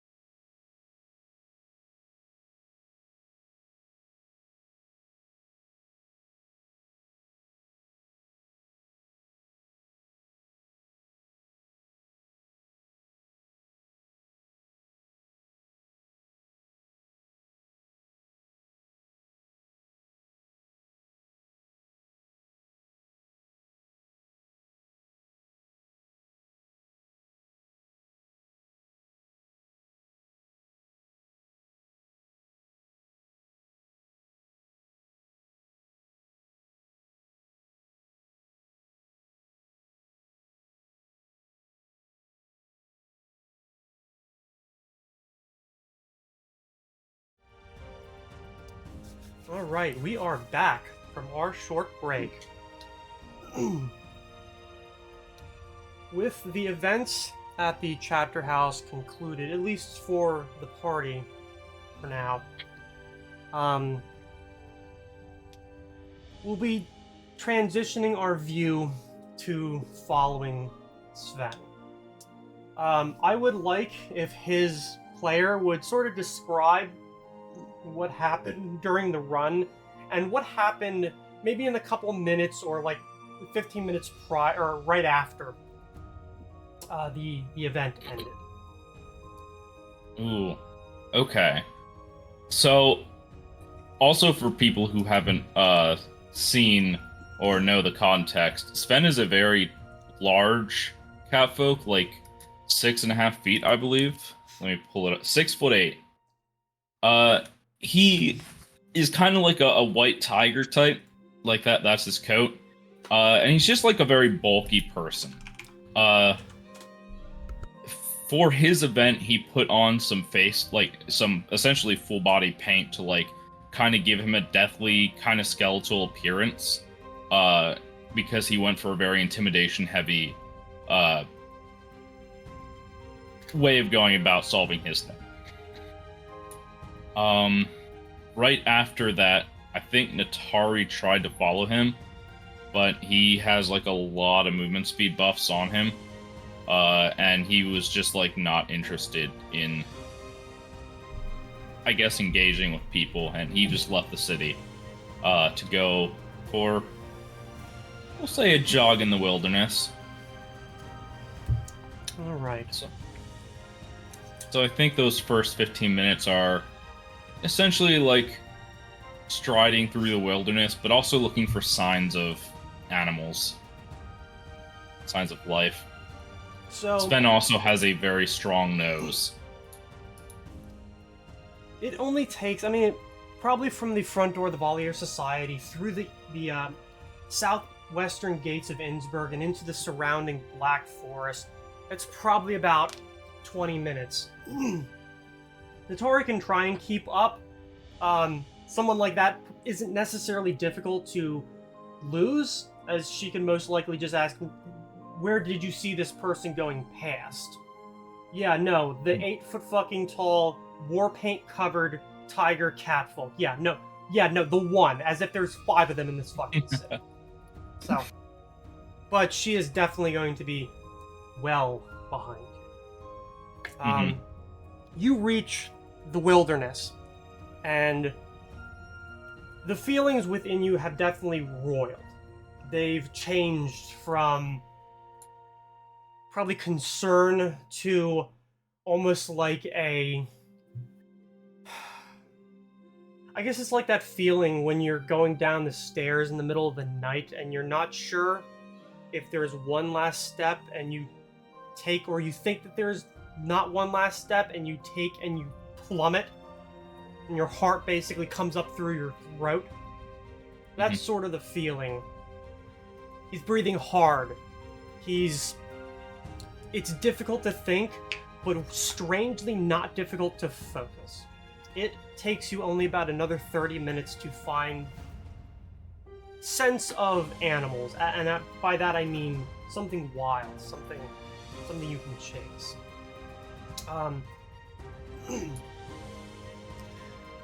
If you would like to go ahead and give me a dexterity. Actually, yeah, that'll just be a straight dexterity on this one. Okie dokie. Alright. Not bad. So, you were able to flush some smaller creatures from out of the underbrush. Mostly things like possums and raccoons, and due to your size and the tightness of the forest, it's a bit difficult to run them down, and a decent amount of them do get away. There is one poor little raccoon that just... he ain't making it, baby. Sven catches up with the creature maybe about halfway up a tree. Why don't you go and just ahead and describe what happens next? A creature? What kind of creature? Raccoon. Oh. I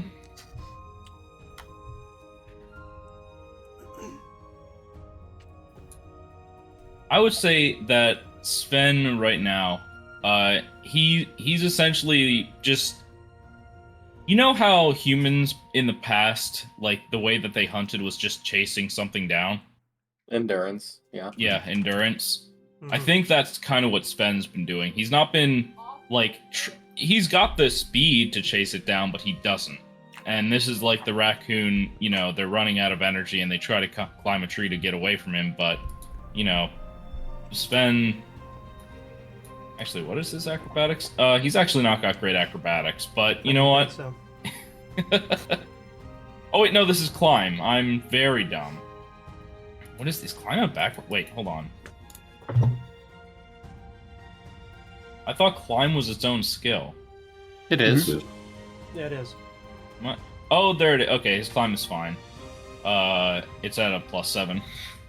So essentially, what he does is he climbs up the tree, and he's got a dagger on him, but pretty much nothing else.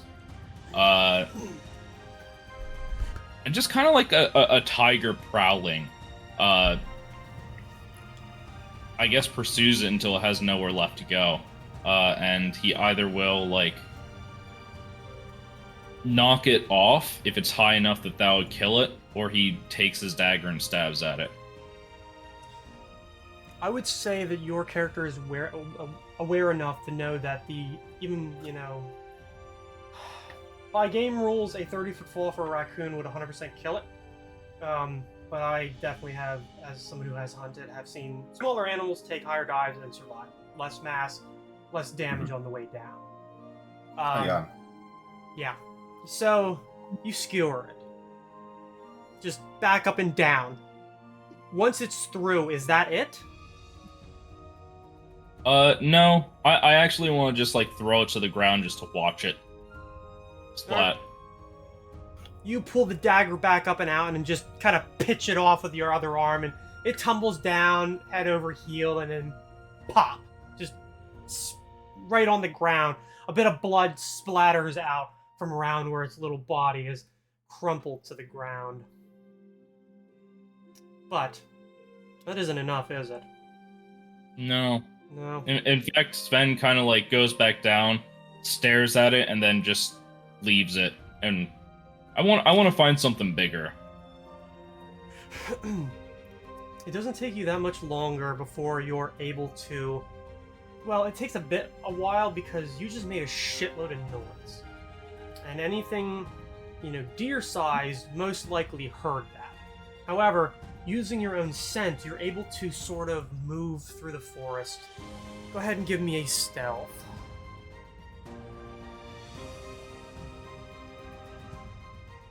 Okay. This is... I'm putting a +4 because my armor check penalty isn't actually applying right now. Well... You should be able to just unequip your armor. I was gonna say you shouldn't have your armor on. True. So that would be a 15. Not the best. We'll figure out. Yeah, okay. I mean, it doesn't... Like, I've got the speed advantage on pretty much anything. You do. And the nice thing about this is that you do finally come across a trio of smaller black-tailed deer grazing in an opening. And, how do you go about this? They have not noticed your presence yet. You've moved through the underbrush quiet and calmly enough to get the drop on them. Deer are a lot more exciting to chase because they're actually fast and they'll endure for a while, but like most things, eventually they will exhaust and they will tire out. For reference, for the stream, Sven has Longstrider cast on him right now. Mm-hmm.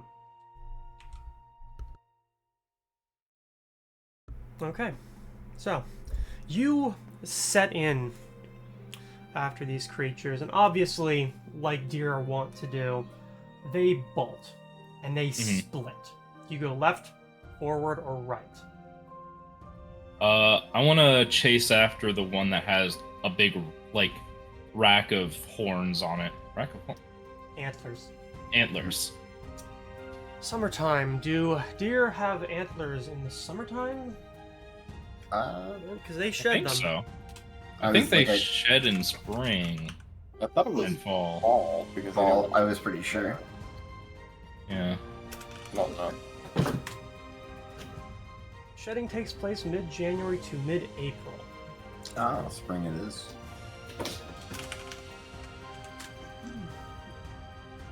Okay, so they start to grow them again in the spring after they have shed them. So, yes, it would have antlers on. There's only one among them.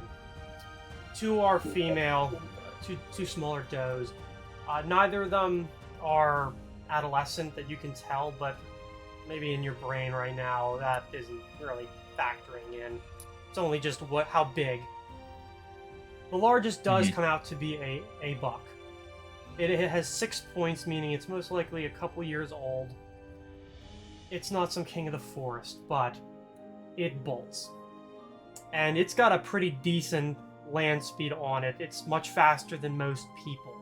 It's much faster than a lot of animals, but the advantage that bipeds have over animals like that is animals can only keep up that full tilt for so long before the tank runs dry.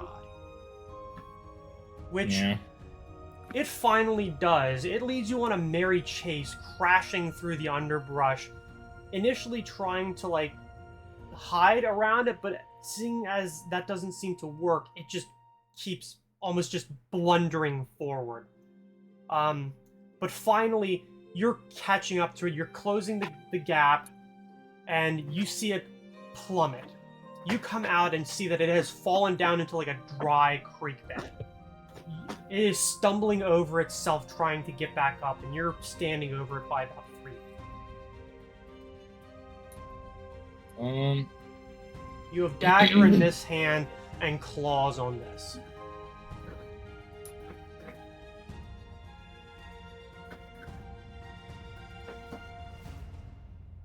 Part of me wants to cast spike growth just all around it. Do it.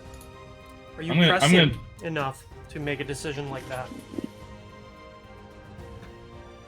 I think it's less that he's not prescient and more that he's very sadistic at the moment. Oh.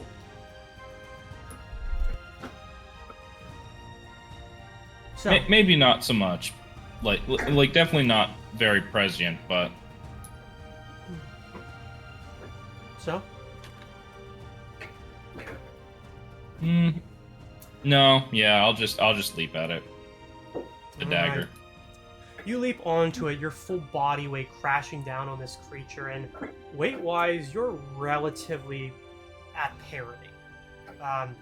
So you're able to crash down onto it, and because it's on its side, it doesn't have really the ability to get up and bolt from under you. It's kicking and wheeling its antlers at you, and you have to go up and grab one, and it's bellowing, just bleeding and bleeding and bleeding, and then it's bleeding and bleeding and bleeding. There's not a lot of time between A and D. It is down, and then there is blood. There is a small trickle of water that is running at the bottom of this creek. It wasn't 100% dry. The animal kicking up and throwing dirt and mud made that difficult to see, but now that it's very calm, you can see the blood seeping out of it, mingling in the water and rushing down the stream. Its eyes go milky as the life passes out of it, and despite that, your hand keeps going. Stab, stab, cut, stab. Absolutely savaging this thing. But I don't think that's really enough, is it? No, sir. It's one thing to chase down something like this, but it's another to fight and win. Yeah. I need to find something that I can fight and beat. Yeah. You probably at least arrest enough self-control as the blood is starting to rush down around your chin as you set forth and just laid into the animal's flank, opening up its belly and spilling out contents within. But now it's boring. It's not running anymore. It's getting kind of cold. It reeks. This is boring. Let's find something else to play with. Can we find a bear? That'd be cool. You're moving. You're covered, by the way, in blood and mud, and probably some other things that the gods themselves don't want to know what is. And you're moving for maybe only about 10 or 15 minutes when you can hear the sounds of calling. It is just preceded by the barking of dogs. Give me a perception. Sure thing. Not my strongest suit. Actually, it's pretty strong. Well, not when I roll a 5. I think you're able to determine that it's a couple people, most likely hunters. You're deep in the woods, but you're still relatively close to society. You've also spent a decent amount of times out in the kilns handing out alms for the poor and the transients who make their living rough in the poorest parts of the outside section of the city or in the wilds themselves. You know that there are hamlets and little villages that dot the main roads along the river, or the banks of the River Aird. But it's the sound of a dog or two or maybe three barking and carrying on, and they're closed. On me? Yeah, on you. Interesting. That makes sense. I'm going to cast Bull Strength on myself and Magic Fang. Okay. Do you move at all, or do you hunker down? I'm going to hide.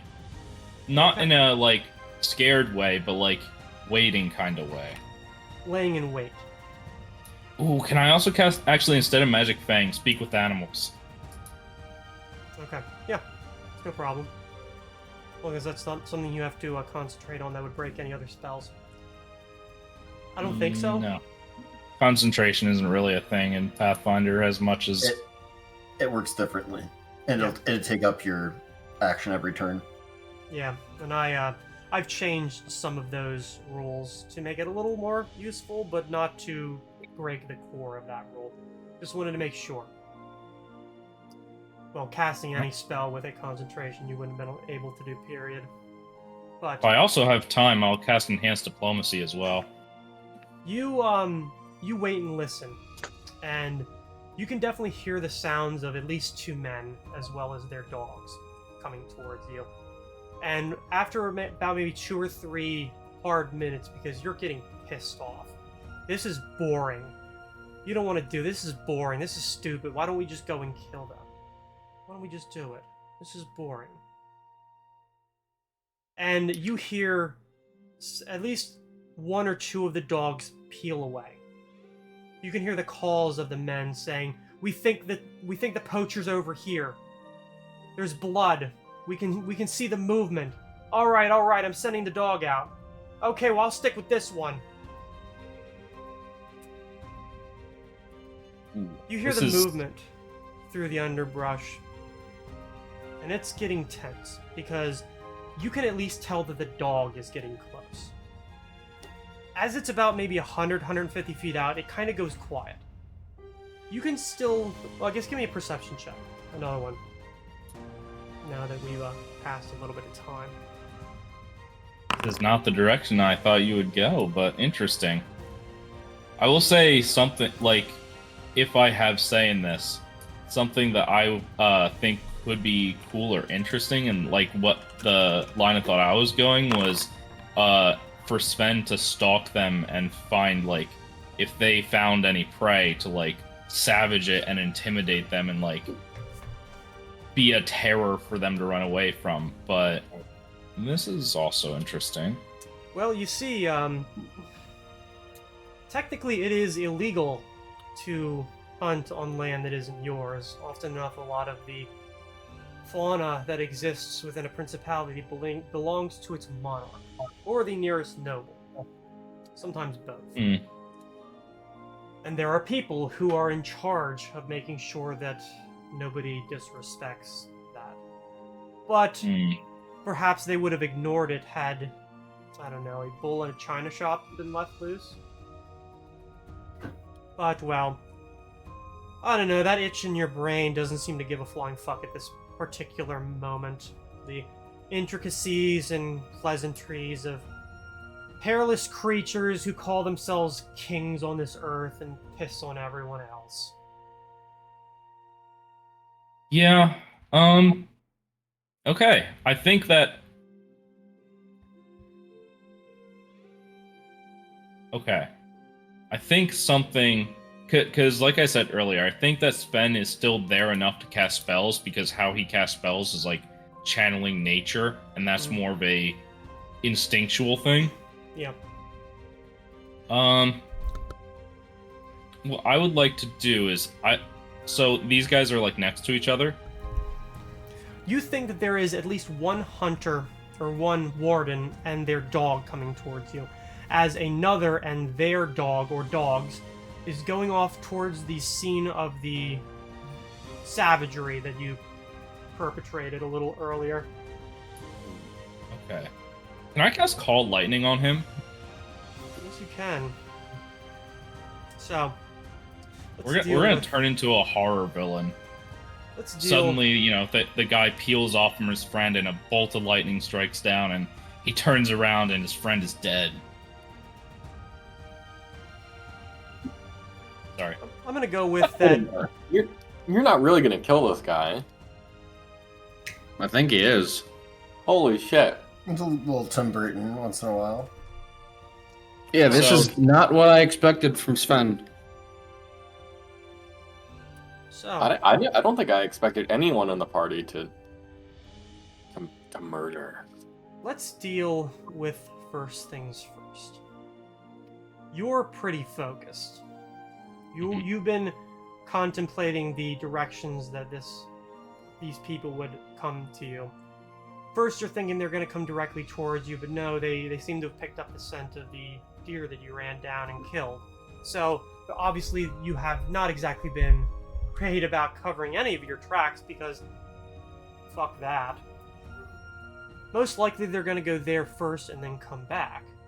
Sure, one of the wardens and their dog peeled away, but dogs still sort of follow a scent the same as you. It doesn't work necessarily like a trail, but it's stronger the nearer you are, and that's what they're going to look for. So you're thinking, okay, got a nice clearing out in front of us. As soon as both of them, one of them, comes into the clearing, I'm going to kill them. Or at least do something to terrify them. Depends on how you feel in the moment. Priam. You are so focused on this, it's like tunnel vision, that as you hear the sound of barking behind you, some of that goes to shit. Now, give me a 1d2. Okay. Front row. Front row. Bark, bark, bark.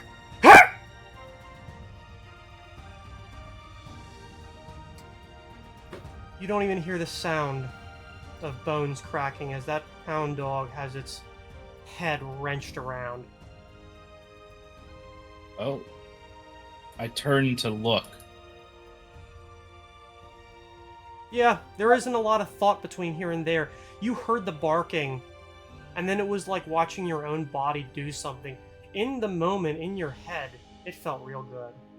You were fast, you were deadly, you handled the threat very quickly. Oh, I killed the dog. Oh yes. Oh yes. As you let its head go limp out of your hands, you hear the call of the man who is much closer. He definitely heard the terrified squeal of that hound as its life was ended. Now, you're definitely back. maybe not fully back, but whatever the fuck came over you is not nearly as strong. It feels sated. For now, at least. So, you have a bit of self-awareness and control. What are you doing? Do I know where both of them are? Yeah, you think you know that they came from the direction that you came from after you brutalized that deer. I'm going to move away and cast Spike Growth in kind of a line between me and them and, like, near the dog. So that, like, if they step over it, they won't get killed by it because it's, like, only 2 squares wide. But, like, it'll probably have, you know... It's a good getaway screen. Yeah. And then I just run. Moving. Mhm. You're moving. You've cast the spell and you're moving. And that little part of your brain is kind of upset by this. It sort of wants you to stand and fight. Because now there's a challenge. Killing a dog is boring. Killing a man is fun. But you've got at least a decent amount of control over yourself that you're able to get moving. Perhaps you can say it another way later. You're running. You're maybe about 2 or 3 minutes out when you hear the sound of holy shit! Ah! That one of the hunters definitely just stepped in the strip of living caltrops that you left behind. And there's a nice little tingle that goes up your back like, fuck him. And you stop. You think that most likely he's not going to rush after you. He's not a soldier. He's not even a goblin or something that sort of understands what's going on. He's just some average guy. Most likely, his thought process is it's going to be a fairy did this. A creature from out of another plane. We got too close to a mound, and it punished us. I'll actually dismiss Spike Growth, so that whenever his buddy comes over, he looks crazy. You're standing there. You've managed to make it to a clearing that you're maybe a good quarter to a third of a mile away, that you think that at least for now you're safe. They might try to follow you with the dogs, but the thing is, there's going to be an argument.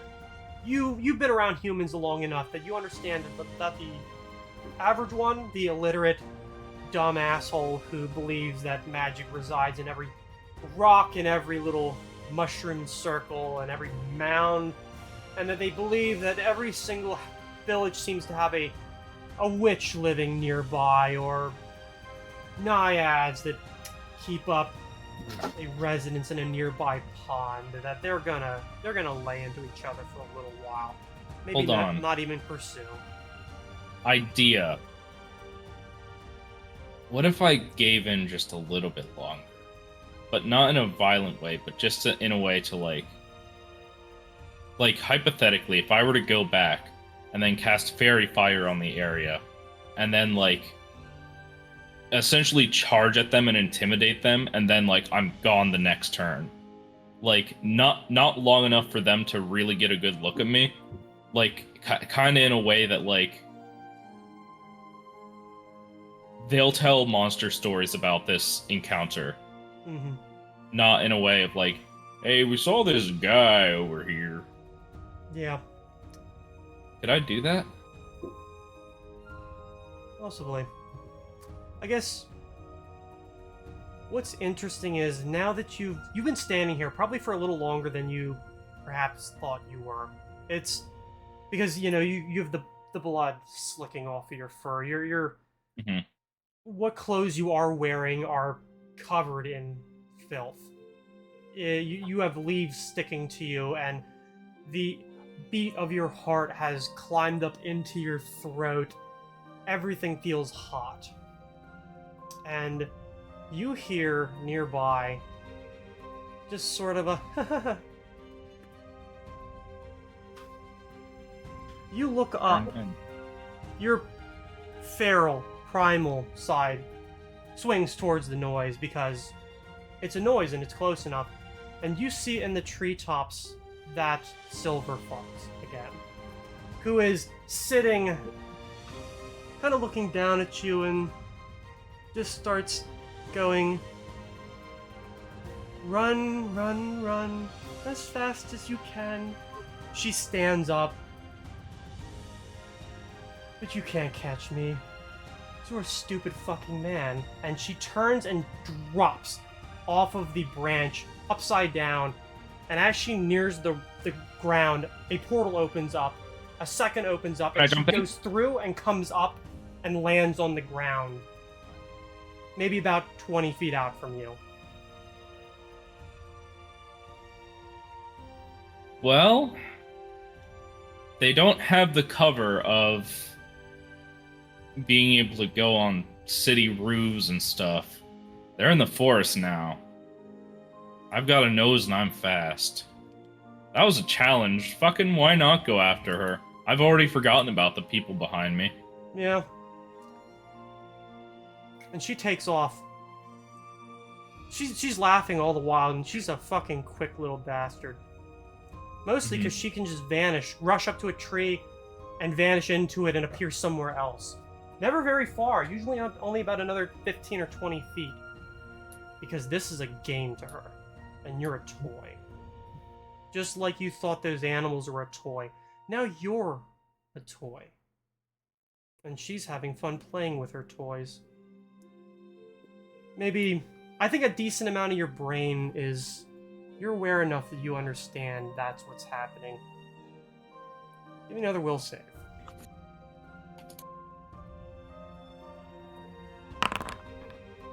Yeah. No. You have a target, and that's all that matters. You chase after her for what feels like forever. In reality, probably 5 minutes. Maybe 5 minutes. Can I roll a perception check to see how well I do? Give me a perception. The nose knows! She is not making it very difficult for you to follow her. It also doesn't hurt that the scent that she leaves behind stands out so strongly against the world around her.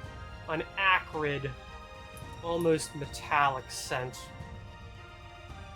Mixed with something else. Something kind of sweet, in a way. She isn't able to shake you, although you're not totally certain if she's trying to, but the feral part of you has no idea. She's animal-shaped, and therefore she must think like an animal, even though you have heard her talk. You have already heard, you know that she can telepathically speak with others, that she is intelligent. Now you have heard her speak. She basically trails you out into a larger clearing with a bit of a mound, broken rocks in the center, and she goes up to it and skitters around. And you barrel after her. Now there's nowhere to hide. There is a good 100 feet diameter of open space. Even with her ability to teleport, she doesn't seem to be able to go very far. And she crouches down, looking at you, and you go up to her because you have this sense, this like swelling pride of I've got you. And you rush at her, and she jumps. And you fall through the portal that she makes.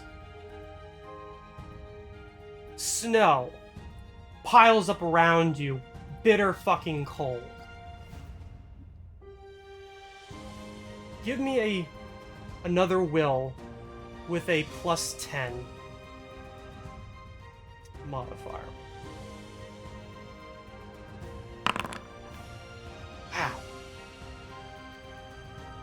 Still enough. You definitely get to the other side, and there is a shock that comes through. Because you definitely know you're not where you just were. and whatever part of your brain that was like egging you on is now silent. Maybe not because it's not there anymore, but because it has no fucking idea what is going on, so like does not compute. And so it's relinquishing control, at least for now, because it has no idea how to handle it.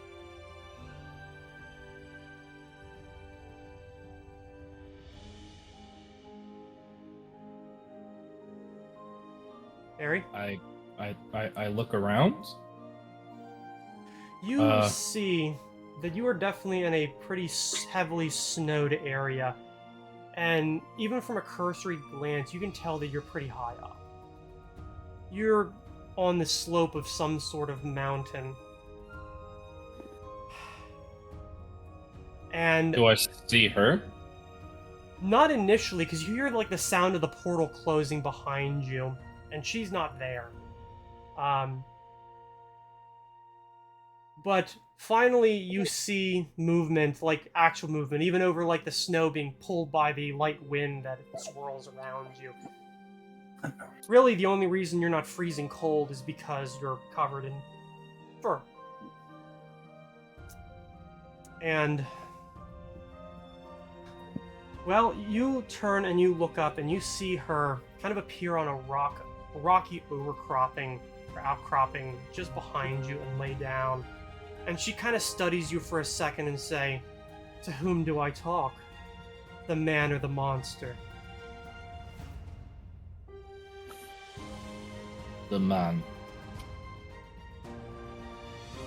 She doesn't respond for a second and says, "My master is going to be so pissed off that I came in and played with my toys. He's going to know. But I don't care. Because this is interesting. I was only supposed to come and watch for a little bit. But what fun is that? When you can just watch and then leave. I decided I wanted to talk. And that was funny. And now this. You reek of it, you know." I'm quiet and I listen to her. See, there are others who can smell the smell that I have. The smell that's all over you and all your little compadres. The smell that I can pick up on places and people and things that seem to be cropping up a lot more lately. A big one down south, out west, back towards home. My master went to look into that one. He probably isn't the only one. What have you been fucking with?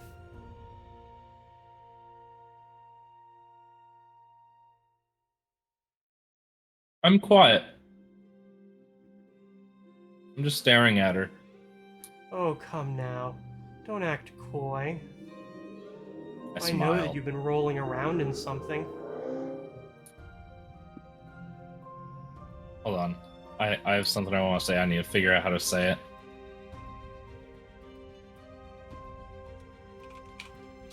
It's rich hearing you call me coy. You speak in riddles. I owe no obligation to answer you when you when you do not answer me. You've asked me nothing.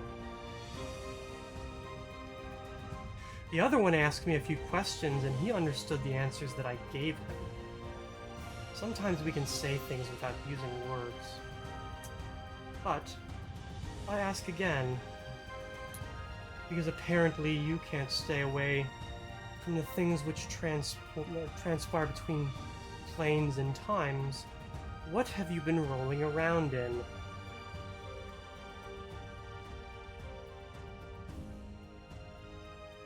Let me think of a good answer.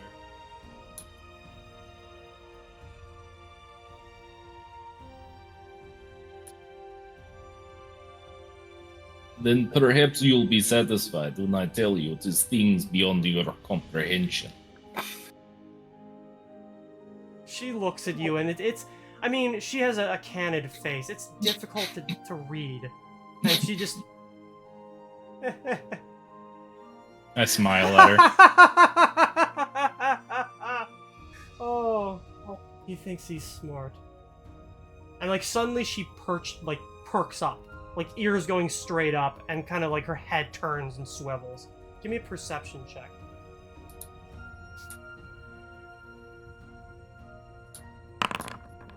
Damn. Yeah, it's difficult to hear. You can definitely My hear ears that are getting cold. something happened. Like kind of a weird noise, but over the wind, it's hard to make out. She stands up a bit and says, I knew I made that one too big. And she kind of looks back to you and says, fine. Then I'll at least give you fair warning that there are other people and other things far less pleasant than I am who can smell you. Keep it up and they're gonna come looking for you. These I can run off. These I know how to deal with. They found And a how would corner you sorry. and they stepped through. And how would you suggest we wash our scent? See, that's the fun part. You can't. The best you can do is not roll in more of it. And she jumps down and kind of repeats a similar thing that she did earlier, opening up a large portal and says, go. I go. As you're going back through, you hear the sounds of, like, a howling. A broken, guttural, monstrous, gurgling howling that comes through. And you're able to look back just as you see that creature. Her vulpine face looking back through, and she gives like a bit of a wink before the portal closes around her. I was gonna say I give it a wink. We both wink. She is gone. You are not where you left. You think you're definitely farther away. It's quieter here. She at least had enough foresight to get you away from... Well, to get you away from your toys before you played with them too rough.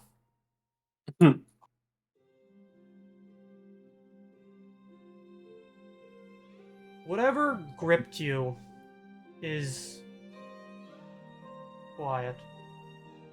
Maybe not gone. It's kind of hard to tell. But it's maybe dormant for now.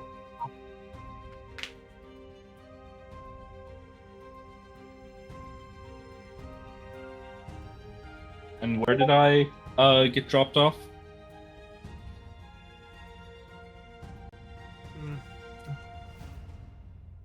You're definitely a bit farther away from the city. You aren't 100% certain, but your experience with the wilds tells you that you're probably maybe a good hour and change from the city walls. You could get back to where you were, no problem, maybe in about a half an hour at most. Alright. Maybe less if you really rushed.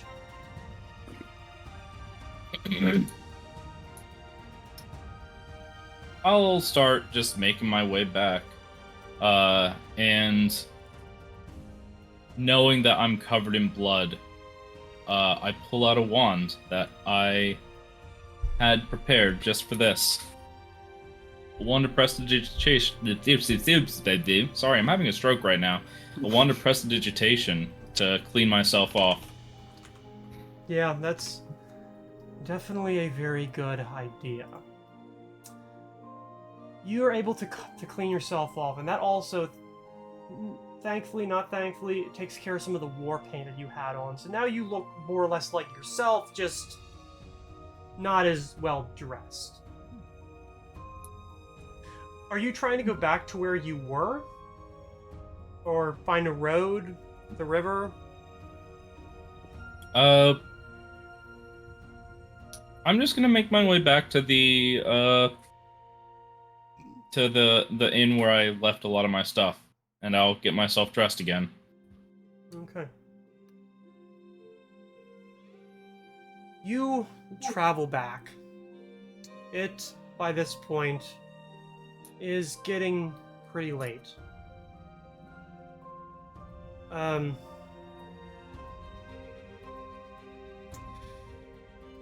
You find the main road and keep moving. You, maybe about 20 minutes later, you pass a few houses on the left, and you see a man, actually two of them, sitting outside with... There's a few other people standing nearby, and one of them is calling, "You didn't see what I saw. He was alive and then he was dead. The fuck would do this?" And then he steps in some bullshit and tells me that there's fairies. And one of the women who's standing there, like, kind of like wiping her hand, says, "What I told you. Told you not to go into the woods. You take a job like that, and soon enough, you're gonna run afoul of them."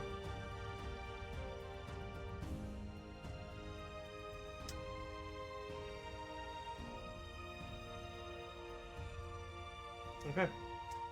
You, if you're saying something, you're muted.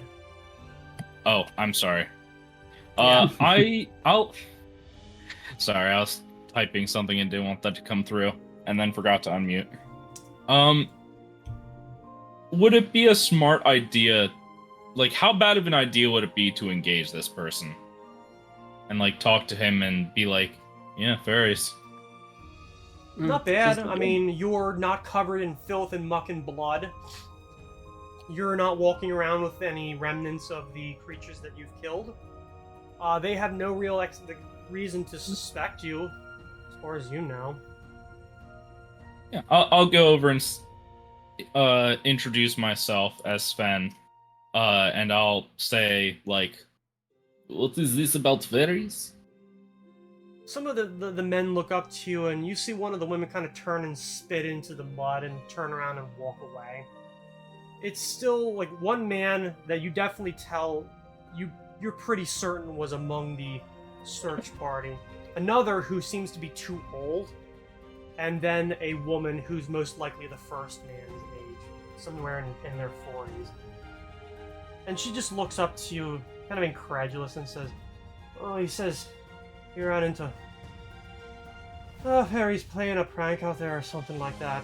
Killed one of his hunting dogs dead, and then screwed up old Charlie's feet." I shake my head and I say, "It's rare for..." I'm sorry. It's rare... Wow, I have not done that accent in too long. It's rare for fairies to play pranks. They're usually very deliberate. Was your dog sniffing around the mound or any such thing? Or he had to disturb them? The man doesn't immediately react, but he eventually kind of works his way up onto his feet and says, "All I know is that we were hunting something that was savaging through the creatures in our care. And it weren't no people." And he points to the woman and said, "It weren't no people." I look to the woman and I say, "Well, then it was fairies, no? It sounds like work of fairies." See? I don't care what you say about catfolk, they know about this kind of thing. They're the ones that travel around, they're the ones that sometimes have dealings with them, they know what it looks like. So I'm right, and you're wrong. And she just kind of...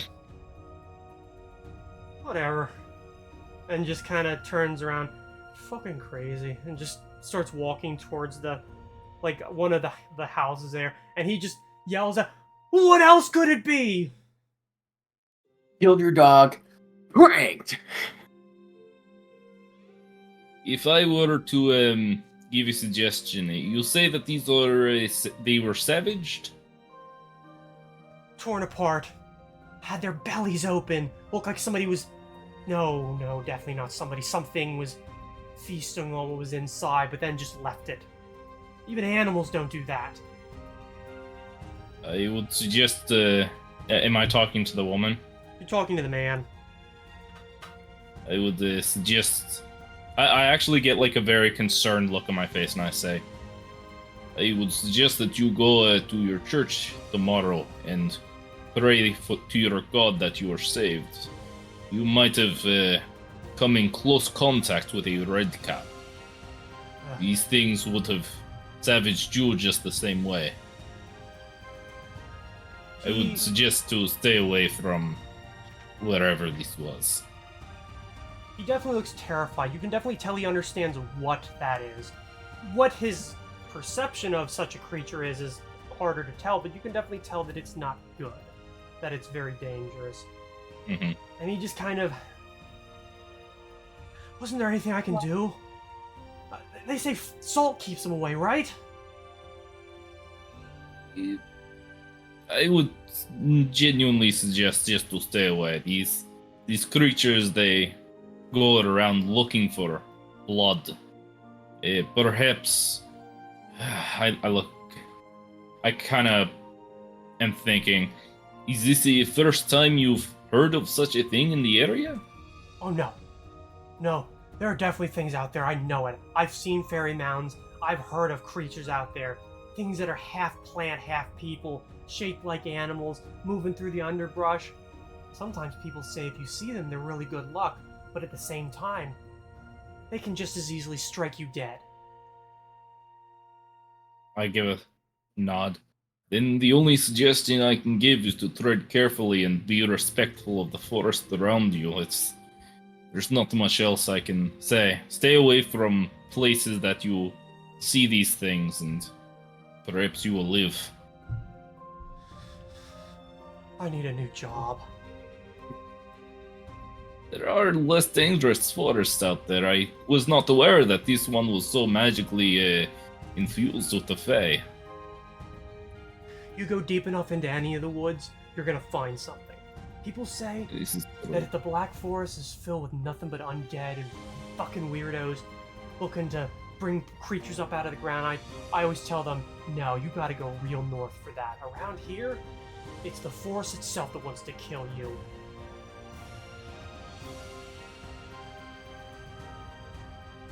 Well, I'd be more than happy to exchange stories, but I have some people I am looking to meet. But if you ever wish to share stories, or I could maybe teach you how to, knowledge that I know of these things, and I'm staying at this tavern if you wish to talk later. I give him the name of the tavern, which I forget what it was. It's the Lion and Lady. The Lion and Lady. And I say, you can find me here pretty easily. He kind of looks around and says, "You ain't Briggs, are you?" No, I am I'm a simple adventurer. I am a man of the woods. I was hoping I was talking to the guy, put together all those stories. The ones we're told when we're little. He's probably dead anyways.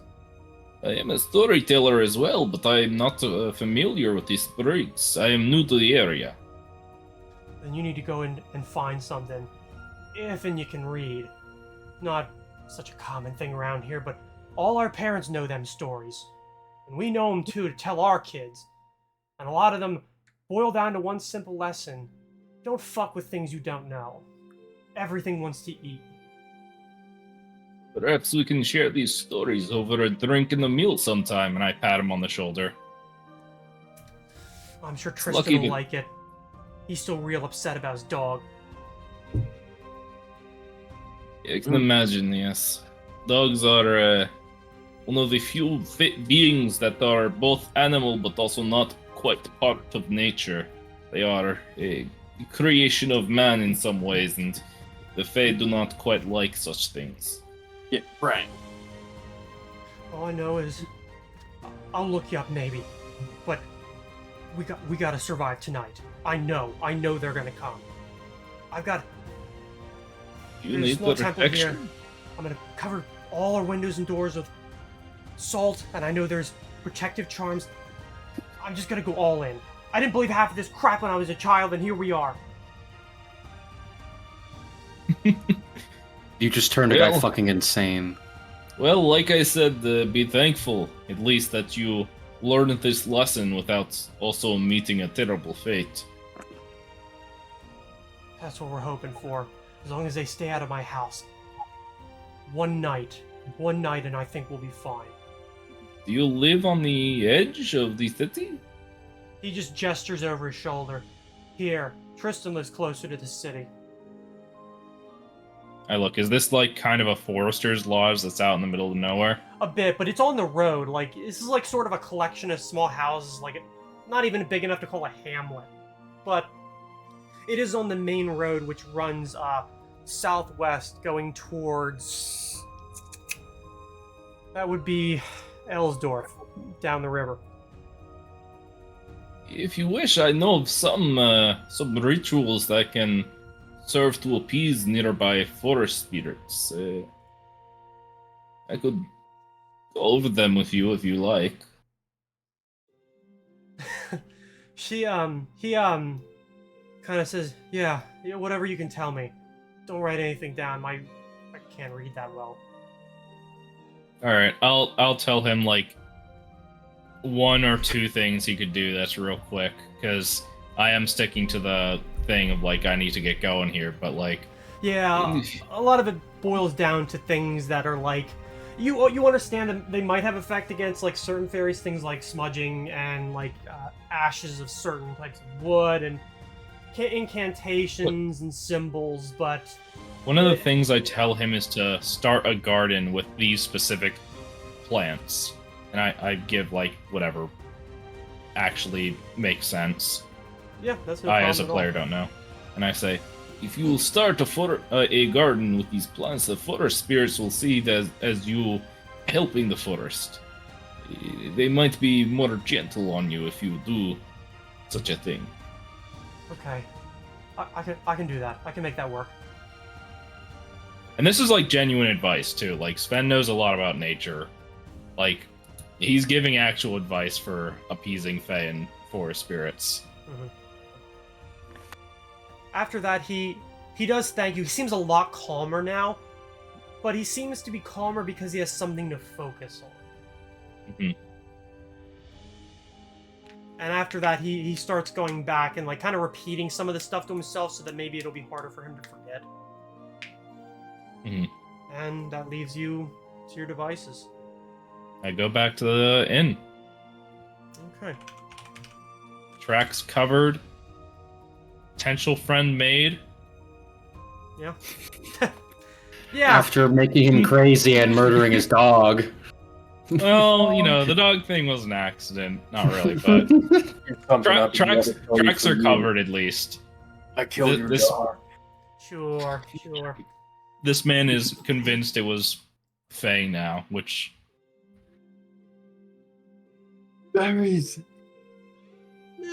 Not necessarily. I don't like dogs totally anyway. Correct. Sven does not like dogs anyway. No, Not to really, beat a up cat that over. doesn't like dogs. Say it ain't so. Curious, was Pocket Cat along with this particular adventure? Or was he? Oh yeah. You look down and he's. Holy shit. Goes back into the bag like I've seen shit, man. Look out for Charlie. They're in the trees. Yeah, he's got a cigarette and a 1,000-yard stare. Holy shit. You know where I kept this watch? Meow, meow, meow, meow, meow, meow. Meow, meow, meow, meow, meow. Meow, meow, meow, meow. I forgot about Pocket Cat.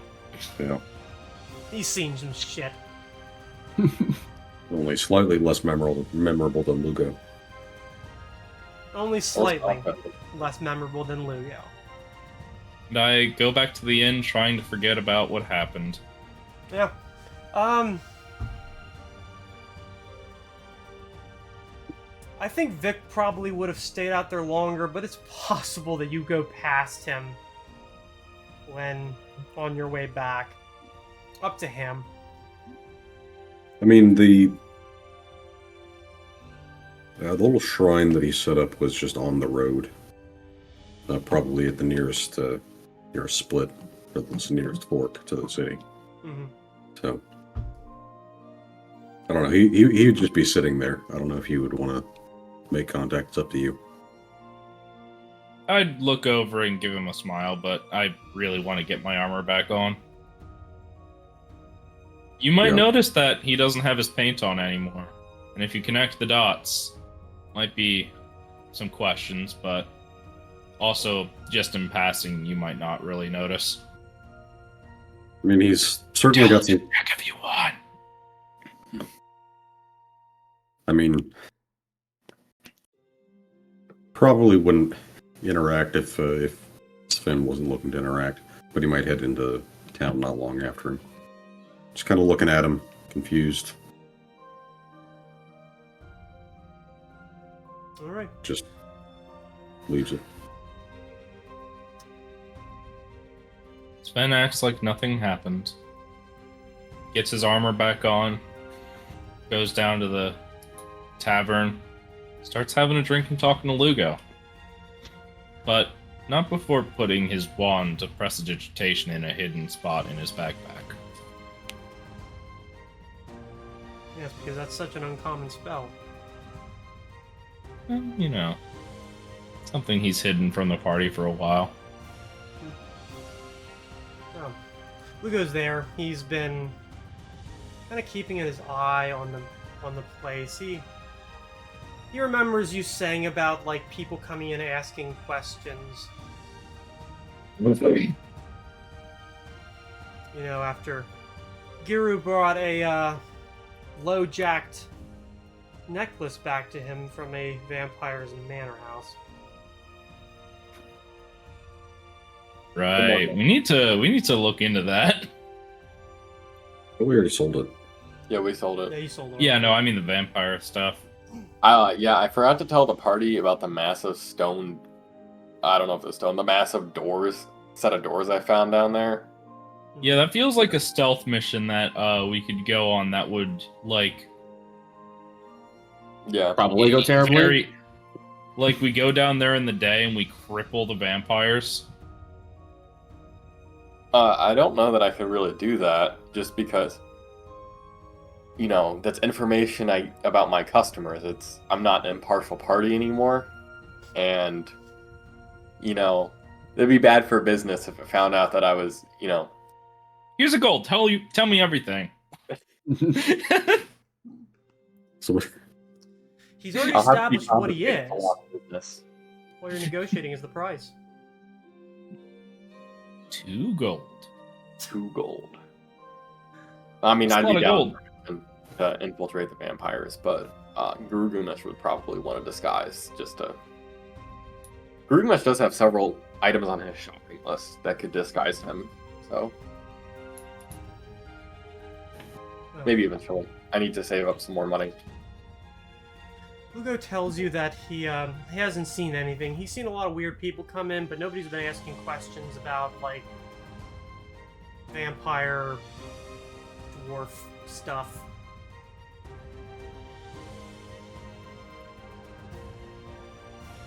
Okay. I'm cool passing off to someone else if they want to do stuff. Alright. So, this has mostly been happening simultaneously with Vic's goings on, leaving the rest of you to do whatever it is you're looking to do at the moment. What is on your itinerary for the rest of today? When we're done, what time is it? It's probably about 6 o'clock.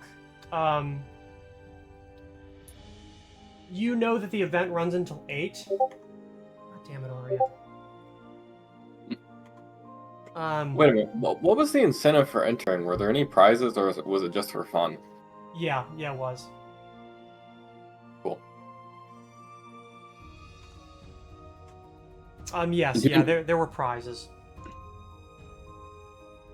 It does say that the Monster Wrangling is going from 12 to 8, so I imagine we show back up and they do prizes and stuff. Mm-hmm. Okay. Yep. Until then... Oh.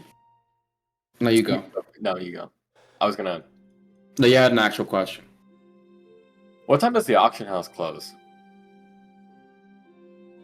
They run until about 5 o'clock. Okay. Business hours. Damn. Well, I think for now, for the next 2 hours, for the first time ever, Daxius is actually gonna walk around in his, just normal kitsune form.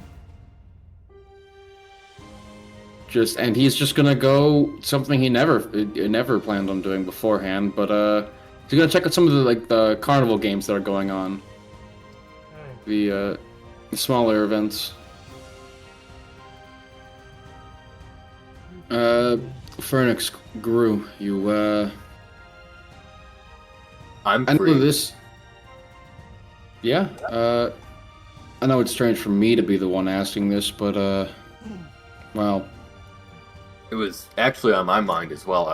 I didn't have any plans. I was going to see if I could accompany one of you. But if we're going to the carnival, that changes everything. I'm going to kick your ass in those carnival games. good fucking luck. Just wait until we get to the hammer. I think you remember how things went last time. Right, I'm just going to avoid the hammer altogether. That's, no, that's just not gonna go well. You can talk to your followers about what happened the last time. Just help me whip out the hammer. You know what? I already compartmentalized it, forgot all about it. I don't even remember the name of the person. It was the big lady, right? I don't remember. It was the monk. I don't remember who it was that did it, but I do remember actually back like 10, 15 sessions ago doing that, yeah. It was it was a monk, but I don't remember who. I don't know their name. No, that was just an embarrassing time for me. I would just let's just forget about it. You know, just enjoy some nice peaceful atmosphere for once while we have it, because tomorrow it's probably gonna be fucking chaos again. Probably. Well, going out into the streets, you find that a lot of the games they're about what you would expect. Things like knocking bottles over. There's like throwing daggers. There are certain like types of races. There's like chopping, trying to split a stump, or like a piece of wood on a stump as quickly as possible. There is, and really enough, there's both a ale and pie eating contest. Oh, pie eating contest? Yeah. I That'd don't be know. constitution, Actually, wouldn't it? pretty ropey. Do you think you can take me on the pie eating contest? You, a dwarf, in an eating contest? God, no. I don't stand a fucking chance. Wow, that was a little hurtful. Try it Alright. anyway. I mean, it's food. It is food. But I'd be more than willing to meet you halfway. Why don't you pick our game? How about we do one knife throwing game and then we go to the pie eating? Knife throwing. Should be interesting. Okay. So? So, the throwing is pretty much about what you would expect. It's a long but narrow, more or less alley where there are like hay bales that are set up at different lengths, and you're able to watch other people like actually play. You see that the game seems pretty simple. Going for a longer... Basically, the goal is to get it as far as you can, and also to... I believe also to nail it into the hay bale if possible. Yeah. So, okay. This is how it goes. You were given 3 daggers. You get that many attempts. If you manage to hit a hay bale, you get it back, and you're able to make for the next, like, distance progression. The distances are 10, 20, 30, 50, 75, 100, and 150. Holy shit. Yeah.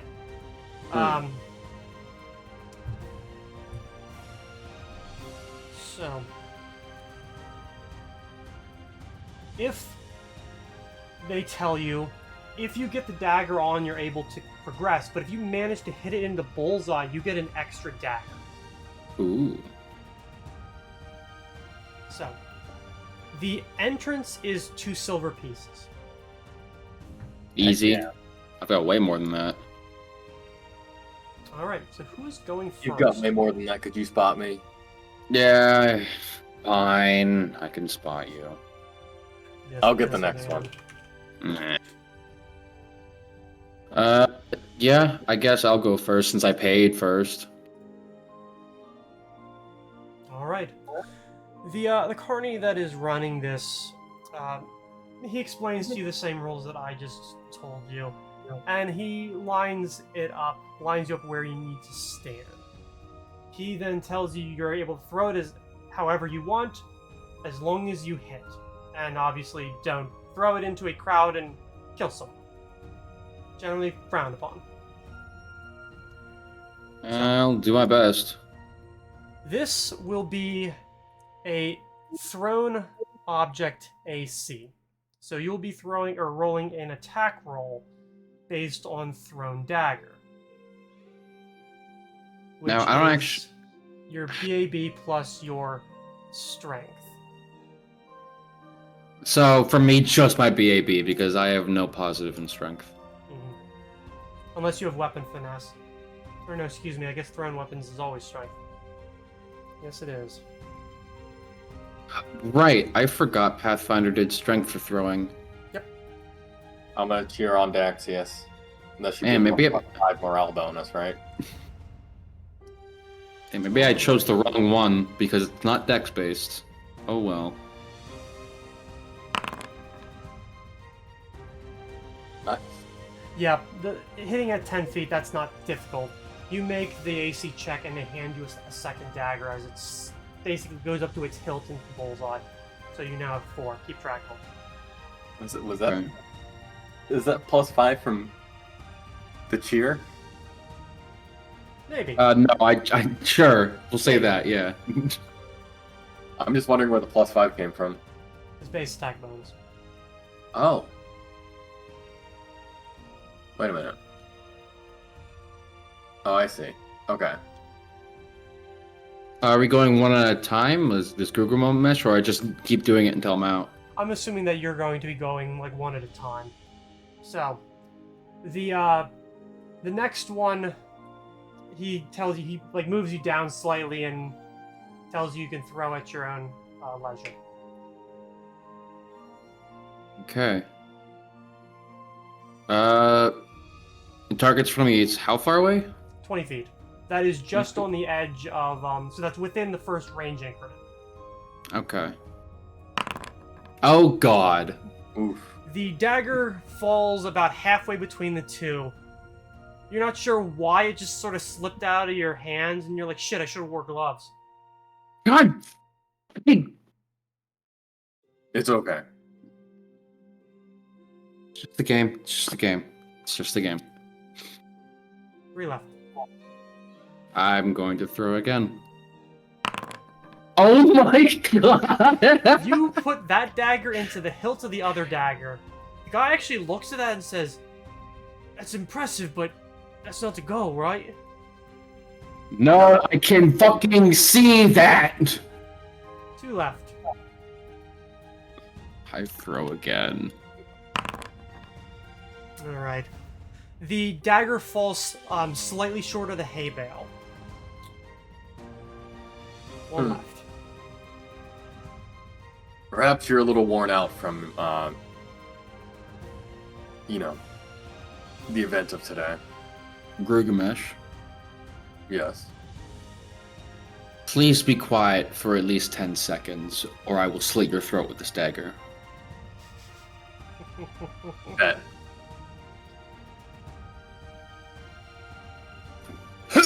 I throw it. Yeah, that one's good. It goes straight into the bullseye, and he's like, well, finally, that is. And he grabs the dagger from, actually both the 2 daggers off the ground and hands those back to you. You're back up to 2. Thank God. Okay, so...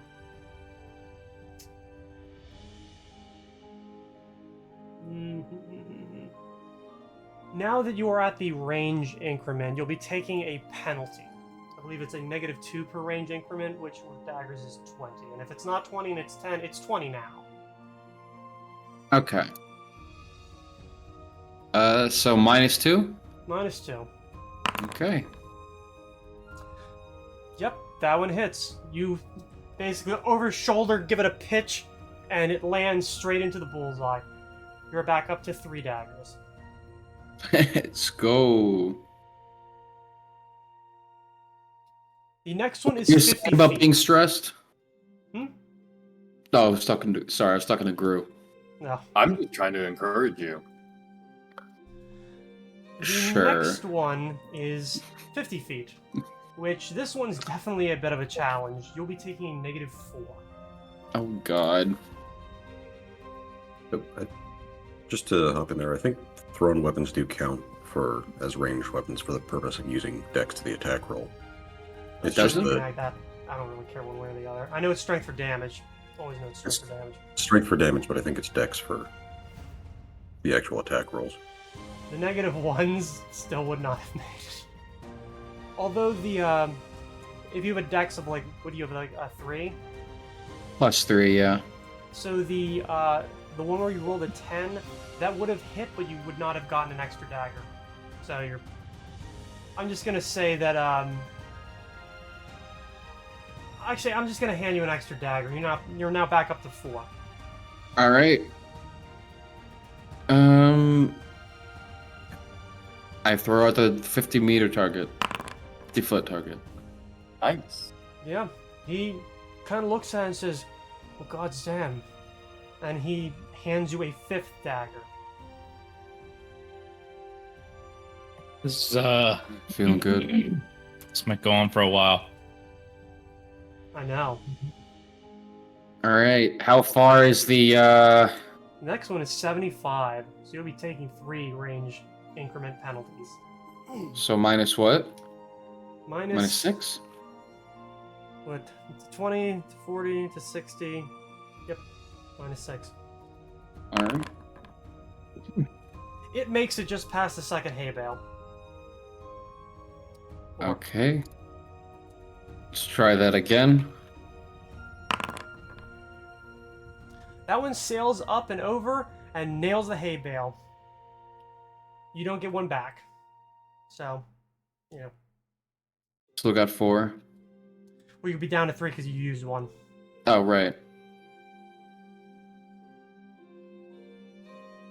So, and then the next increment would be -8. So I'm just rolling flat. Yep, 100 feet. Are we rolling ranged or based attack bonus? I'm rolling rain, yeah, because that adds the dex onto the base attack bonus instead of a strength. Gotcha. That one... You think it hits the wall. Because you hear kind of a thud crack. Well, shit. Yeah, I'm not sure where that one went. Is there any, like, I don't know, orphanages or something around here? Maybe I'll hit a stray child or something? Go on this side of town. Thank God.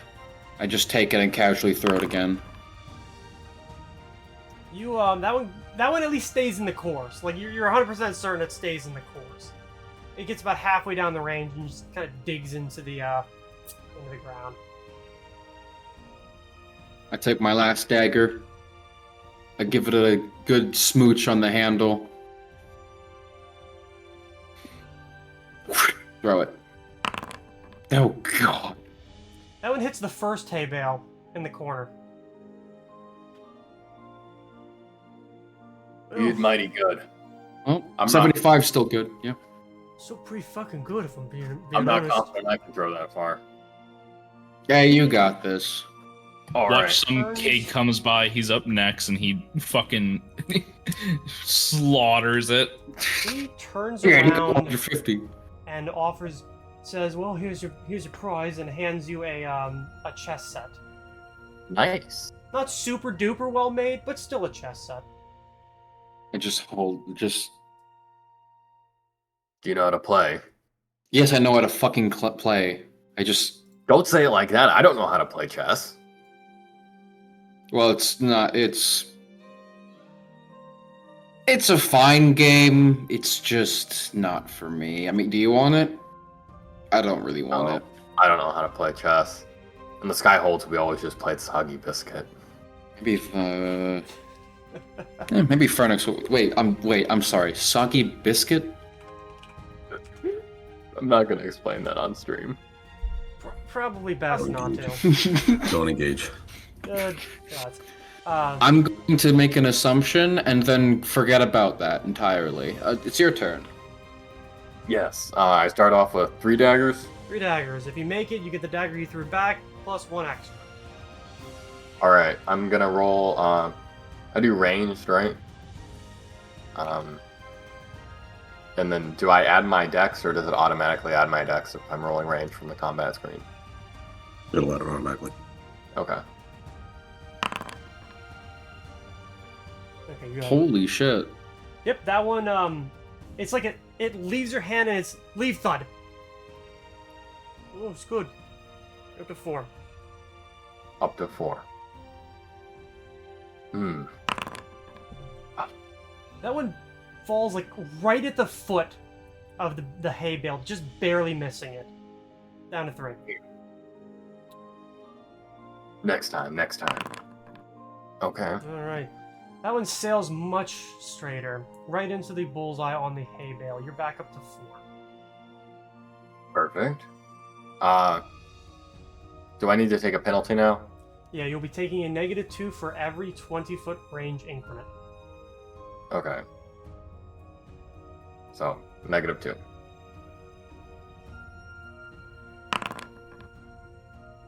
Yep. You throw it and nails it right into the bullseye. You're up to, I believe, 5 now? Right. Next one is Are we- 50. You'll be taking a 50? -4. Okay. That one, once again, goes off into the darkness and you hear like a thud. Not sure where it went. Damn. Okay. That one sails out and it goes most of the way but falls short. Alright, 3rd time's the charm. Maybe not.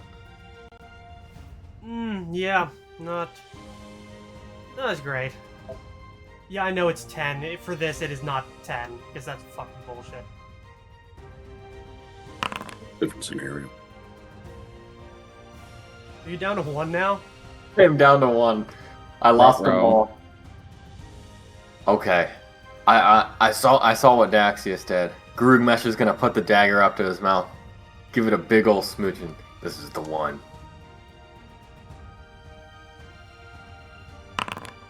Oh. Nah. Oh, good attempt. I don't want it on now. And he turns around and hands you your prize, a ball and cup. A ball and Now, cup. this is a little more my speed.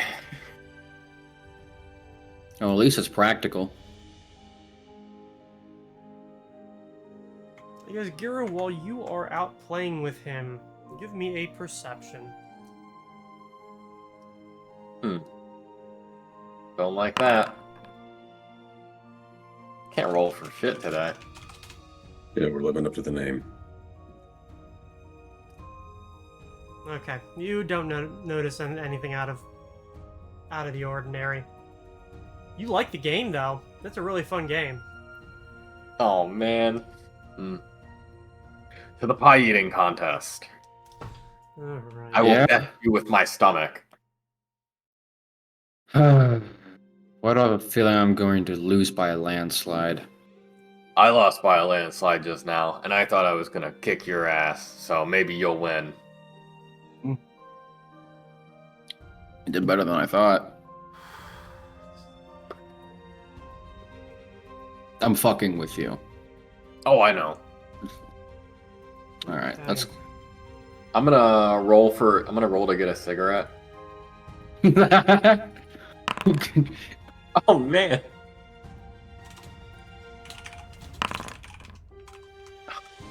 like just fucking slap your hand away. You can just fucking ask at this point. It's not as much fun to ask. I don't want us to have such yeah, fun on that's- stream. That's fair. I just hand you one. Okay. I'm gonna roll to get the light.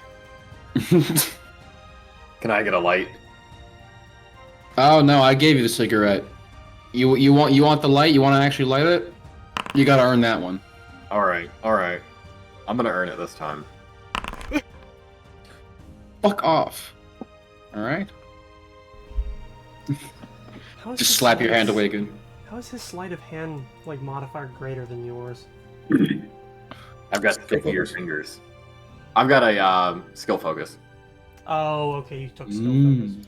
And I also have 7 points in it, so there's that too. Holy Ah. shit. Yeah, that does it.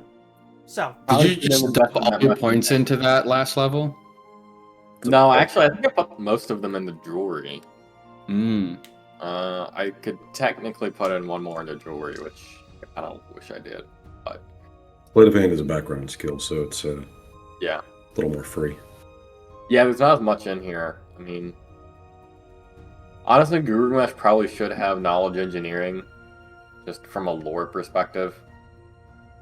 But, and maybe knowledge nobility, but it is whatever. It is what it is. But yeah, we head over to the pie eating contest. okay.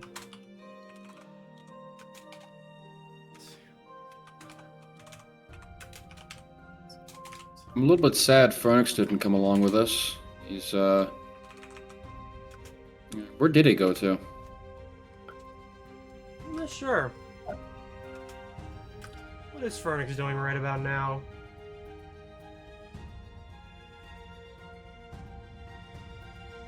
He has died. Ruh-roh. He's dead, Jim. Maybe he's Dead. like me and has to sneeze. Either that or his cats are assaulting his computer again. It's very possible. So, Not the first time. the rules of this game are pretty simple. The goal, obviously, is to eat as much pie as possible. There are 5 different rounds, and you will be rolling for each round. For the first round, you will be rolling a d4 plus your constitution modifier. That is the amount of pie that you are able to eat in that round.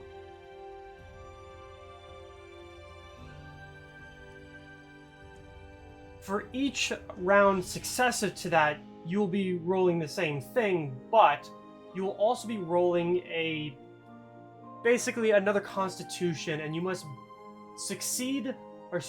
meet or surpass the roll achieved in your previous round. If you fail a round, the amount of pie that you've eaten that's it. You're not allowed to compete anymore, but you still have eaten a certain amount of pie, which goes into determining whether you have won or not based on overall amount. Okay. So, One this is a group thing, by the way, so you'll both be going at the same time. Alright. Okay, round 1. Fight. Are you ready? I'm ready. Let's 1, 2, 3. Ruh-roh. Oh, Jesus fuck.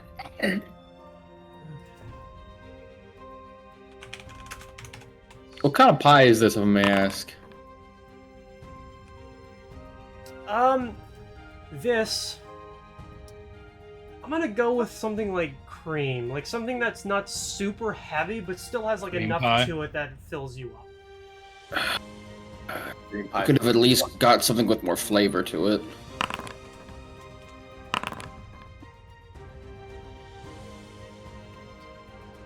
All right, that is the portions that you have eaten in that round. For the next round, I want to make sure I'm reading this correctly. Okay, yep, that is definitely correct. Give me the same thing, and then give me a Constitution. Alright. and then roll Constitution. Yep. Fuck. You're good? Pog. You're looking a little queasy, Daxius. You gonna make it? Oh, fuck. Yeah, Dex I is feel dead, too. sick. I can't. No, I'm tapping out. I can't do it anymore. Fuck this. Oh, this is a fucking horrible idea.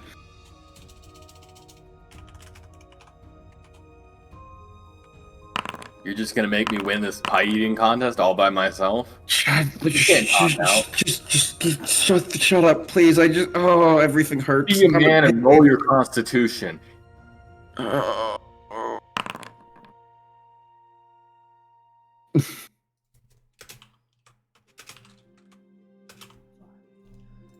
It's just like, because you did pass, you're not out. I'm not out? I got a 4. I thought I was out. You have to meet or exceed the roll that you made in the previous round. You rolled a 2 in your first round, and that is the DC. It's a bit, difficult to totally screw up, but possible. All right, I'll try again then. Next round. Got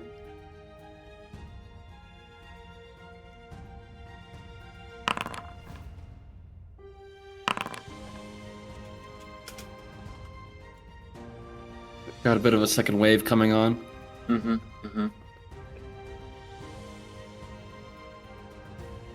I don't know if I'm gonna be able to beat 6. I'm gonna need some. It's a 50-50 shot.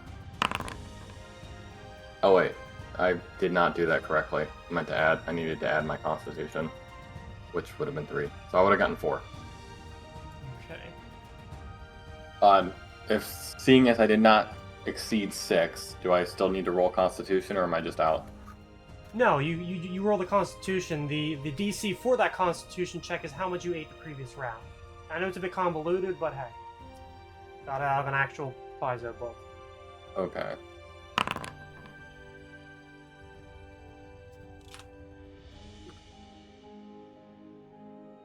Also, this is like an official game. From like... Yep.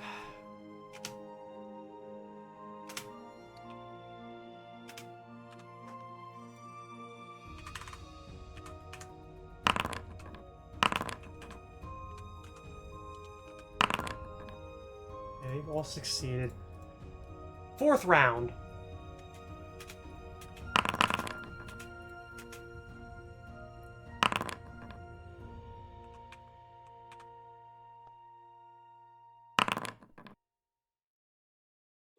Very good. I feel like I'm gonna vomit. Hang in there. It's not over till the fat lady sings. I'd rather the fat lady crush my skull so this will be over shorter. Fuck. Yep, you're saying that, and the guy beside you just turns and right onto the street.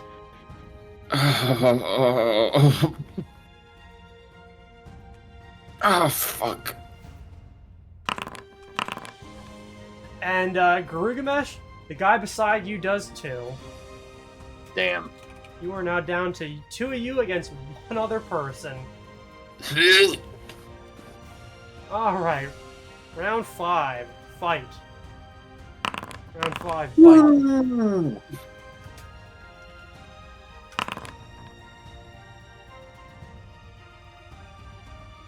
Oh, I got that still succeeds, I believe.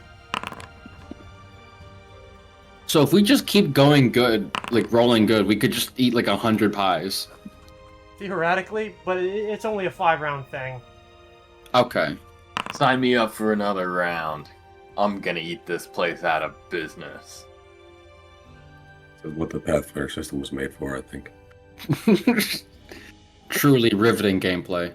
I know. Alright, your totals. Because that is actually how you figure out who won. It is by the most amount eaten. No, 10, 14, 126. Kira had 26. Next is 2, 6, 11, 13, 18. Guy 1, 3, 7, 11, 13, 9, 13, and the last guy is 6, 11, 17, 22. I like that my dog doesn't really 27. show up on the camera. Or Like, his she's sound. very much in frame, but you can barely see her anyway. I don't know if you saw my cat walk by the camera and be completely camouflaged by the background. So, those of you who consumed at least 13 portions, you win a small prize in a,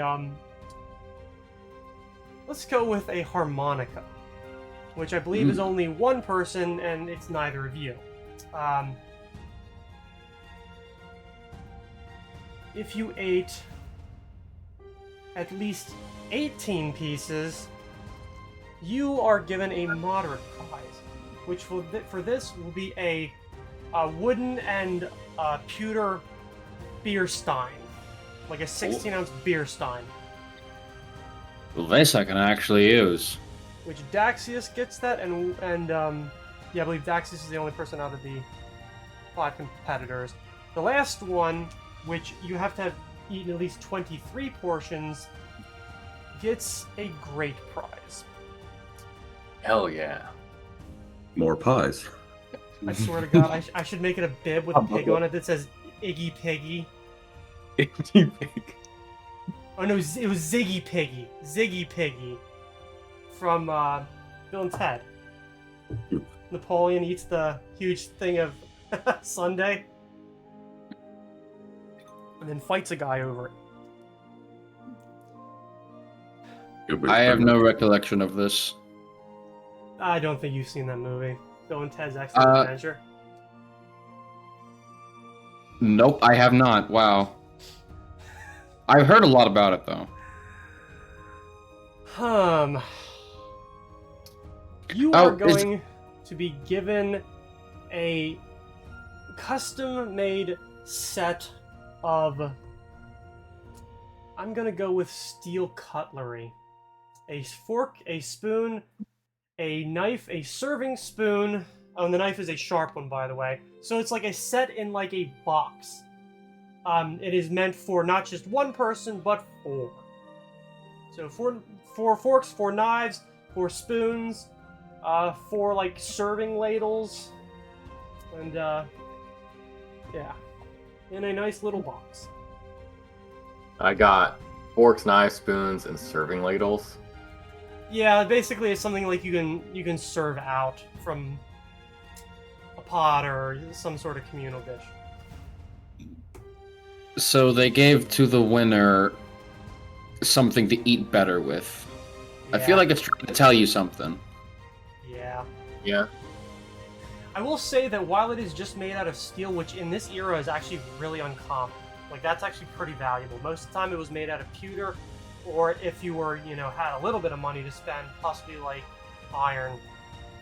Sure, you can go for like silver or gold, but why would you do that? Go for lead. I'm gonna roll appraise on it.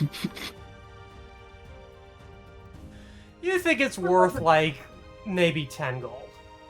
Nice. It is pretty well made. Like the designs on them are relatively intricate. They're not something that you would find in a noble's house, but like a middle class person would be pretty honored to have something like this. Oh, well. Girugamesh turns his nose up at it then. This is for poor people, throw. So, just to satiate my own curiosity, are all the contestants just like covered in pie? Yeah, a lot of them are. Covering their face, down their clothes. You are given the opportunity to they give you like a bit of a towel. Like there's a barrel, an open top barrel with water that they allow you to clean yourself off if you really want to, if you want to have at least a little bit of dignity. Daxius, as a painter, I know you'll want to take a snapshot of this for your memory. Just remember me covered in cream pie. I'm already doing everything I can to forget. Good thing you got that. Oh god. Yeah. Actually something You might not want to put use. Oh no, I plan to. I don't. Does Daxius understand that alcohol is basically just like liquid bread? The drinking alcohol after you've eaten the effective Beer is. amount of 3,000 calories worth of pie. We need to roll to see if Daxius vomits tonight. Oh, probably eventually. Give me a just a flat constitution. I can do that. You're gonna be fine. Nice. Unless you make yourself vomit. Which, no judging. I feel like a bloated, oversized. The fuck do you call those? Like, I don't know. Sure. I'm gonna be walking at like half the speed for a bit. I'll just follow you where you go. Oh. Yeah, he technically counts as encumbered. To the lion and lady we go. A lot of messy meals tonight. I just waddle as we go down. My god. I'm expecting us to run into your crew, Joel. Oh yeah. Yeah, the nincompoops are probably at the lion and lady. Oh, We give Daxius a hearty slap on the back. It's time to make the victory lap. Oh, please tell me that means going to just sit down at a tavern and not eat more. As we go into the lion and lady, I take your beer stein and go, here, here, drinks for the winner. And I'm going to buy your drinks for the night. And all of your people. Just because, you paid for me in the knife game. Thanks. Something strong though. No pussy shit. Not tonight. I'm not. You pick the drinks. Hey, bartender. Couple shots of Jägermeister, please. That. Jaeger. Wow. Fucking oof. Okay.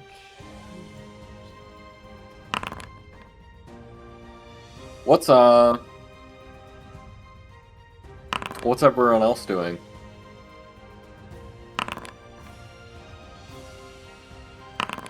Fernix has been mute for a while. Yeah. Like I said, he's dead, Jim. He's dead. I mean, I'm trying to turn it over to, Lana or Barry, if they would like. Oh, I already had quite a lot of session time. But I could be trying throwing competition just on my own, but that kind of sounds lame, considering they already did that. Girugamesh would be down to go back and do it again, since he failed so miserably, even with his plus 10. So, if you want to at a later time, I'd be down for it, but... So, that's not the worst idea. As you guys are... I don't know, are you gonna stay in the tavern, or are you gonna go do that? I'm staying in the tavern. I wasn't talking about... I mean, unless you wanted to tonight, Barry. Honestly, I think Sven just stays in the tavern and drinks very heavily. Are you in the lion and lady, too? Yeah. Are you gonna say hi to us? Let's. Oh, yeah, no, absolutely. I see Sven and I go sit beside him. As you go over, give me a perception check. What was Everyone? that check I No, had to just do? Daxius. Just Daxius. Ah. You don't initially I notice anything, and finally, you hear or you feel like something slap the back of your head, and they keep moving. And you see Atari walk by, and she gives you this look that is kind of horrified, which is probably the first you've ever seen that expression on her, and she just kind of gives you that look come here, and then goes for the door. Oh, hey, Girugamesh, I just, remembered I have some anti-stomach inflammatory magic at the party house. I'm gonna just stop by there and come right back. Won't be more than 2 seconds. I've got Sven here to keep me company. Strangely All enough, right. There is a thing for that in this system. I don't know what it's called. Is there really? Yes, there is. It's part of the Girugamesh alchemy thing, so Fernix can make it. Damn. Girugamesh just doesn't know enough about magic to know that's not, like, anything. Yeah. Anti-inflammatory stomach magic? Why not? Yeah. I walk out the front door of the tavern or wherever Natari is, and I just mumble to myself, "Man, he fucking bought that? Holy shit!" I kind of play Girugamesh like Dale Gribble, where he trusts the people that he like loves. Well, knows, but like. Even though they might be lying to him in the most obvious way possible. Yeah, I follow Natari wherever she goes. As soon as you get outside and down the steps, you just hear psst. I don't make direct eye contact. I just contact. I just turn down the alley. Yeah. She's about half the way down, and she says, "Well, it took you long enough, you dumbass." Well, I'm sorry. I decided for one fucking day of my life to actually enjoy my surroundings. Is that a fucking crime? Oh, you were enjoying your surroundings with Girugamesh? That's You so would never bad. admit that to your face. I didn't hear that, but Ramesh has got his head out the window listening. Yeah. oh, He leans out to puke. He's just been faking it, and that's when he hears it. Oh, you love me. Yay. Girugamesh is picking on a flower petal. He loves me. He loves me not. First of all, and then Natari kind of looks at you because this isn't the first time she's seen you like this, but this is the first time she's seen you like this in public. Yeah. And she knows how I feel about it. What the fuck is... No, not right now. Look. You had me follow him. You know, the one I screwed a couple times already. Out of the city? Sven, your fucking plaything. Yeah. Well, what about him? Look, it took me a while to catch up to whatever the fuck it was he was doing. But gods only know. He wasn't doing it subtly. Dead animals, a torn apart deer, and screaming commoners about fairies and dead dogs. So are you implying he did this? I mean, there were the footprints in the goddamn mud. That's my assumption. Did you see anyone else out there? Was it just him? I never saw him. He was way in fucking front of me. This is just an assumption based on what I saw. And something tells me that I don't give a flying fuck about fairies. Fairies are fucking stupid anyways. That's horseshit that commoners believe because they can't read. Hey, don't... You know how I feel about fairies. You don't fucking disrespect them, okay? Not around here. Not around here. It doesn't matter. I don't know. I couldn't find anything, and he had just vanished. I couldn't find anything after that. Once there were humans screaming about fairies, I just fucked off. I don't know. If it wasn't him, then he had to have at least been there. Were they... Did you get the kind of boot print they were? Were they just... Were they, like, were there multiple tracks? Was there anything else you can give me? I don't know. You didn't fucking hire me because I'm a goddamn tracker. Well, I just asked a fucking question. Yeah, well, how many fucking catfolk are there? The only reason I knew is because of that. There were other boot prints, yeah, humans, and there were dog prints, and I think there was something else and other animals running around. A lot of this is guesswork, but all I know is that death. There's a bunch of dead animals. I don't know. I don't fucking care. I did what I did what you told me to. I get it. You did a fucking job, okay? Just don't tell anyone else, okay? Who would I tell? The other people of the fucking nincompoop party? I don't tell them anything. When have I ever told them anything? I don't even think Princess knows what city we're in. Probably not, and I doubt she gives a fuck.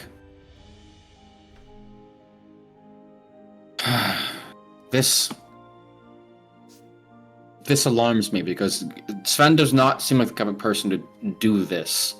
He's not. No. Yeah, you shouldn't Stick. believe her. Yeah, no, I don't know. Look, all I remember is he runs out in, like, hunting paint like a goddamn savage, and now there's dead animals in a wake that I'm pretty sure he caused. But the thing is, Fine, I didn't see anything. All I know is, technically, it's all happenstance and circumstantial and other big words assholes that are smarter and wealthier than me use. But this is what I saw, man. This is what I fucking saw. Okay. New plan. I can't ask Sven about this because whether he did this or he knows who did this or what, he's not going to open up to me. He doesn't even fully like me that much. He tolerates me at best. I mean, Now- fair. But you've screwed him at least twice, as far as I fucking know. Oh yes, because we are all just so trusting with the people that we've sucked off. That's how that worked. Don't you know that, Daxius? I'm No. not saying. No.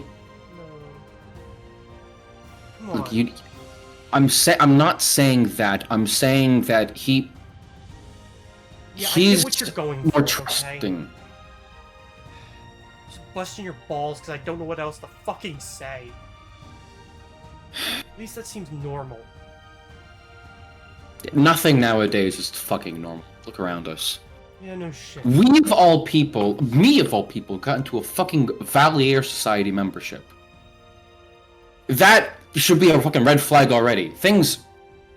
I haven't even talked to you about the fucking fox spirit I saw. What?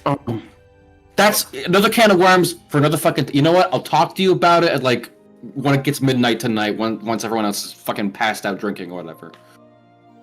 But Looks like that it's guy in there's gonna fucking puke. big. What? The guy in there looks like he's gonna puke. So So do you actually. What were you doing? We pie eating. It's not as fun as it sounds. Did It's what? You got cream pies. I tried to shut the fuck up. Oh, Daxie's gone soft! You tell a fucking soul. Once again, who? The mod squad or your we're friends? My weird friends already know I'm going fucking soft. The others, you're not gonna be the only one fucking making fun of me for it. And it's the last thing I want to fucking hear right now. One thing at a time. Okay? Don't Look, stop. One thing at Just a time. get close with Sven and figure out what the fuck this is about, because whatever the fuck this is, it's not normal. Well, not tonight, I'm not. Hell no. I need to go But what- fucking clean off. Whenever it's at your most convenience, oh my highness. Oh yes, I will. Anytime you want me to, my lord. Right away, my liege. And she just turns around and, like, struts off. Natari, before you go, She, like, swings around. What? you're probably my best friend. I don't say that lightly. And as I said, I would just like to put that first before I say, fuck you, and, yeah, that's about it. Just, I don't know what the fuck I'm saying. Look, things have been changing, okay? Just, No shit. And she kind of walks back. I've been trying to keep my head wrapped around a lot of this. Half I don't care about. What you want to do in your own time, this whole scam you have going with the society, I really don't care. it's not a scam. It's, What is it then? Natari, for the first time I actually feel like myself again. I don't feel like I have to hide behind this fucking, and I pull out the wood mask. I don't feel like I have to hide behind this anymore. For the first time in my fucking life, I feel free. Truly fucking free. And what, the year It's not traveling with scam. us just didn't do it? That's not what I mean. I know it isn't, but fuck you. Like, just, you know, that's how it sounds. What if we could be better? All of us, not just... What if we weren't just here to rob some people because it's fun, or smoke some fucking star leaf because, oh, it's fun? What if we did something that had a fucking purpose for once? What if we weren't walking around blind in the dark all our fucking lives? Why? Why? Because maybe then it feels like we have a purpose for fucking living, for once. Has it never crossed your mind? She just kind of stands quiet, like hands on her hips, and like looks at the ground. Yes, Daxius, you jackass, it has. I think I'm older than you. I've been doing this for far too fucking long. But the thing is, the world doesn't change that way. People can change, sure. I mean, I guess you're trying to say that you are now, but you ain't everybody else, right? No, everybody else is pretty fucking dumb. No shit. That's why it's fun to rob them. Especially when they're the same kind of people that turn around and sneer at us in half the past however many decades of our lives. That's just it, though. This world, it fucking sucks. Everything around us has been... You already know about my whole past. I don't need to go into that whole fucking spiel with you. No, you don't. What if we changed it? How? What if... we break the fucking system? Piece by piece. We fucking rebuild it. That's the what, not the how. I don't have a fucking 10-step strategy of how, oh, Daxius is a great plan for reforming our fucking society. I'm just saying, what if we, instead of putting our efforts into just having fun and just dying young, what if we actually tried to change the world so that in future generations, kitsune and tieflings and catfolk and fuck even goblins don't have to be scared to wander into a town. They don't have to feel like they're gonna get murdered in a back street. What if we actually cultivated a society where we were all fucking equal for once? I've been thinking about this non-stop for the past week, ever since I got back to this goddamn city. I think I want to do it. I don't know how, I don't know where to start, but I'm just tired of the status quo. Look, I know this is probably rich coming from me, but it sounds really nice when you say it. It sounds so... I don't know. Fairy tale-like? No shit. Yeah, I know how Something with, stupid it let's send our sounds. kids into the woods and hope the hag out there eats them. It's...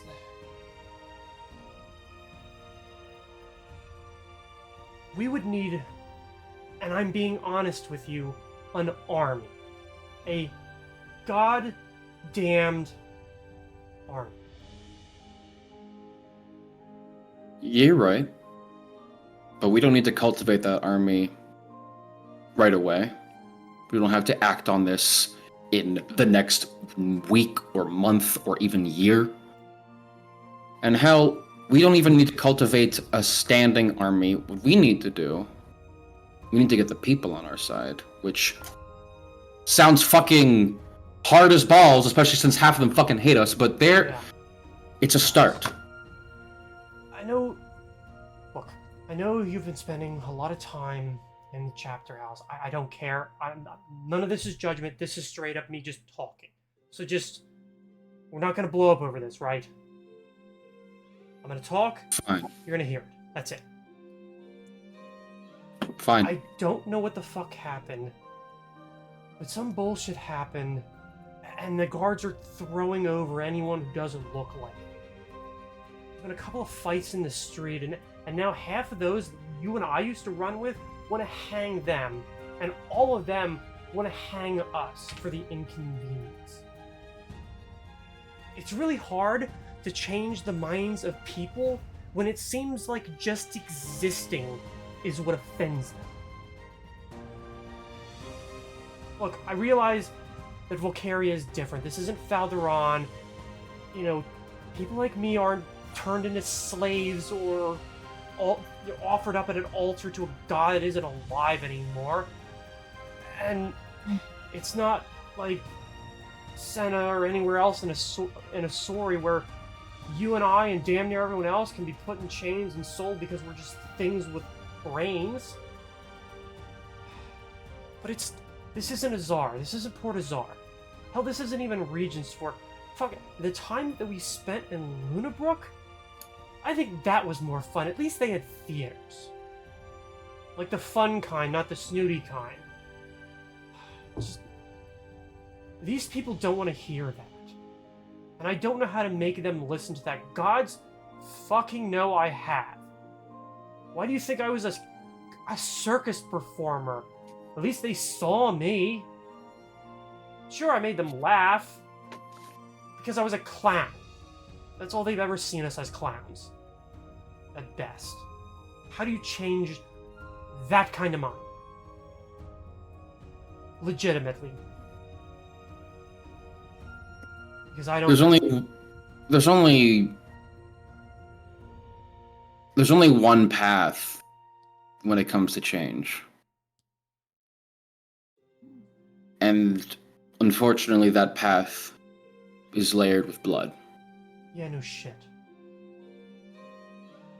But fortunately for us, we're the type of people who aren't afraid to get our hands dirty. Unlike the rest of my posse, unlike the rest of both sides of the party, whether it be the actual competent ones or the nincompoops we've been traveling with the last year. I don't think that's necessarily true.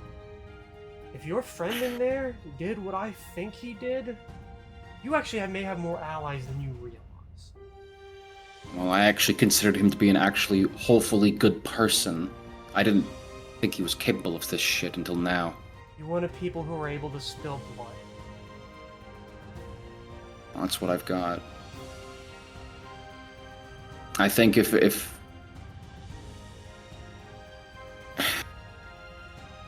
it's a complicated conversation that can't be had over one outing like this. Let's just agree to disagree for now. Then you need to talk to them about it. I will. At least the two of them. Because the catfolk and the draken, they'll probably listen to you. Because they've seen the shit that we have. The dwarf and the half-elf who really needs to get laid, probably not.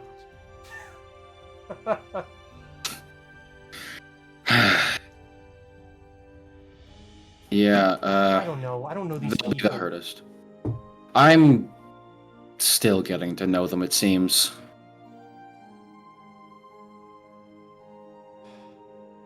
I'll talk with them, but until then, just... And I reach into my pocket and I take out, like, 10 gold pieces, just like, have some fun tonight, drink yourself under, fuck whoever you want, I don't give a shit. We'll talk tomorrow morning and I'll go into more detail about everything that I saw. I'll tell you everything. Look, I'm just gonna go back to the house and sleep. If I wanted to forget everything I saw, I'd find somebody hawking shiver and be done with it. Fair enough. Alright. But if you want us to be better...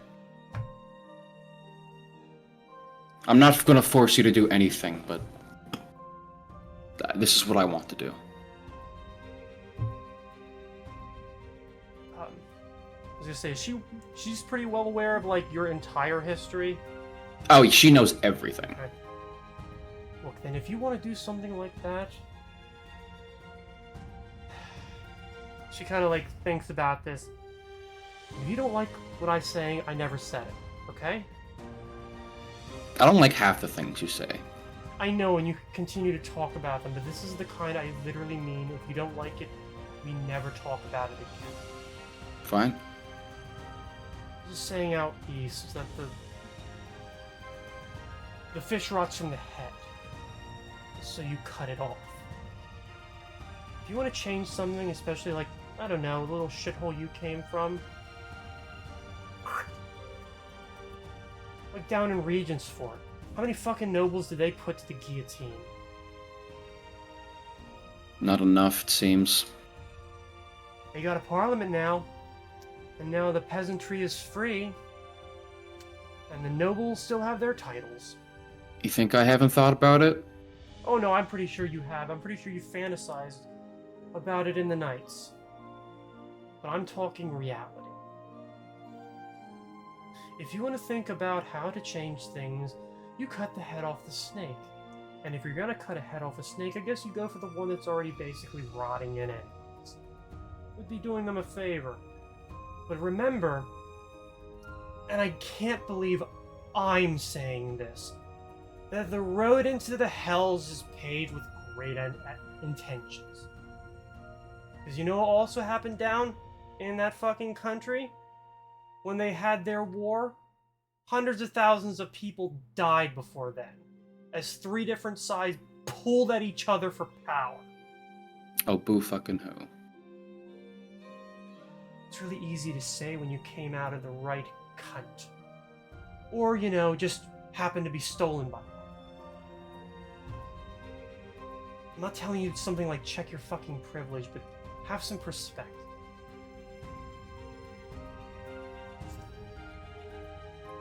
You're right.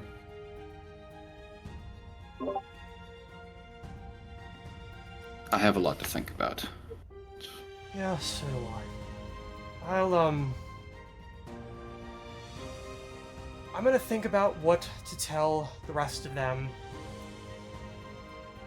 I'm going to probably be controlling what goes in and out of that house so that everyone at least remains whatever passes for sober for them. Yeah, at least for the short term. By short term, I mean at least a few months. Yeah. If anything, if what I've been seeing and hearing is to mean anything.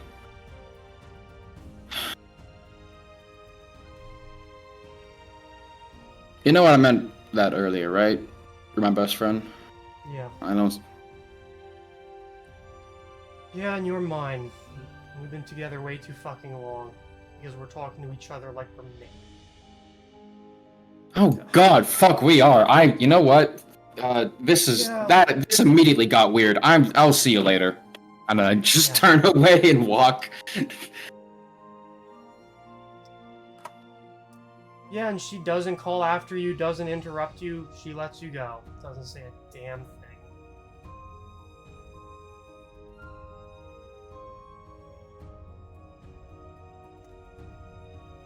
Meanwhile, at the Legion of Doom. Well, the rest of you have made it back into the city. Sven, you're drowning your own woes and concerns in cheaply paid booze. Vic, you've finally made it back into the city. What are you doing?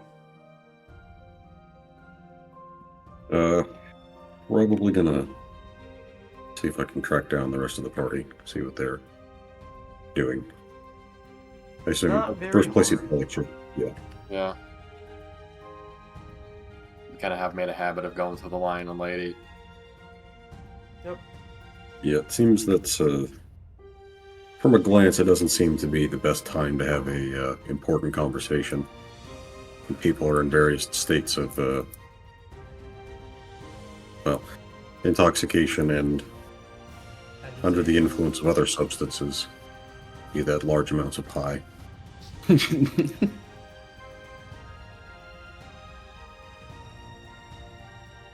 Well,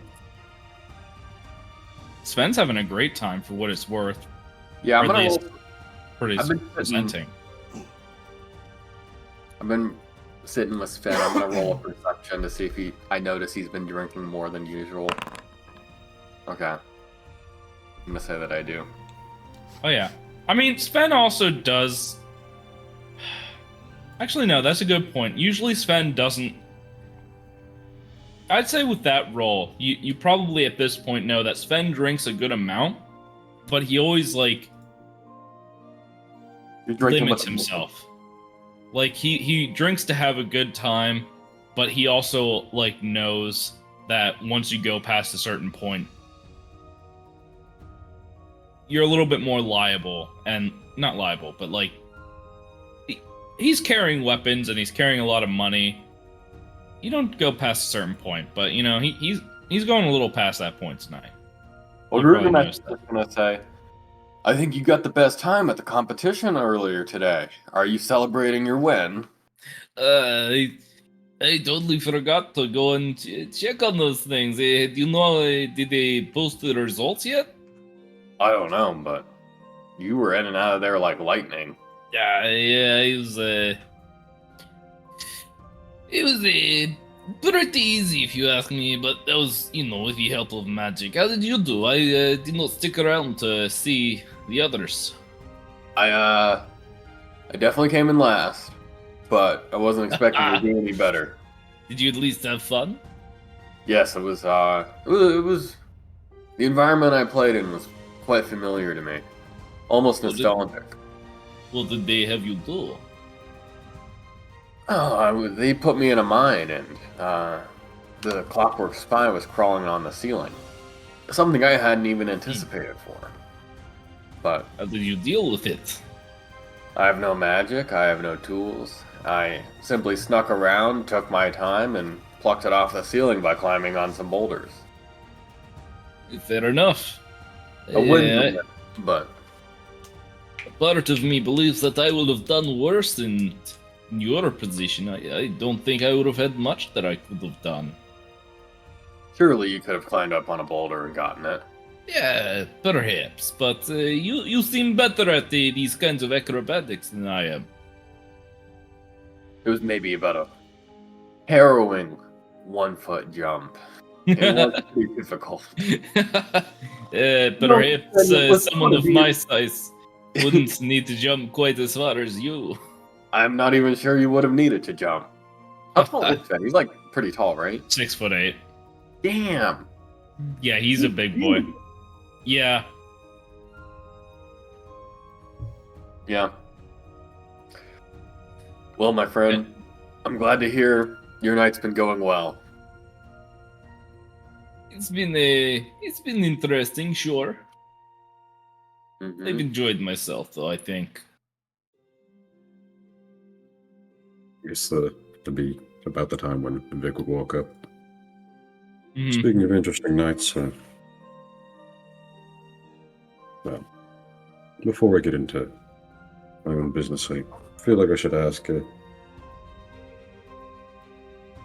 would you like to talk about what you were doing out there? Seeing that you were gone for quite a while. Me? No. Yes. I You don't have to answer if you don't like to, but Let me see here. I take an empty mug and I cast Create Water on it. And I say, "You'll see, my friend Vic." And I hold up the water and I say, "These powders, they don't come from nowhere. It's a part of my connection with the wilderness, with the forest. It is something that I have to do every once in a while. I have to go on a nature walk where I find myself and I connect to the forest." And I set the glass down and I say, "That's what I was doing. I was re-establishing myself with nature." okay. I'm gonna make a suggestion, and you're free to shoot it down. I don't think Vic would pursue this situation, but he would, at the very least, roll to see if you're lying to him, because he knows that that's not what was happening. Well, you could roll Or a at least has a bluff. pretty good idea. You can roll. I think this would be sense motive versus bluff. Oh, I meant Sure. Barry could bluff. Great. All right. Damn. Oh. Ben hasn't said a lie. I mean, it's more about You might get the situation. sense. A lie by omission. You might get the sense that he's leaving something out. I mean, pretty. I think it's reasonable to put together the ferocity with which you left the situation initially, and the very different appearance and I didn't leave quite with ferocity at all. I think you yeah, formed you out. said you No. sprinted out. Yeah. No. Last session, what happened was, I forget who it was that came up to me. I think it was Natari.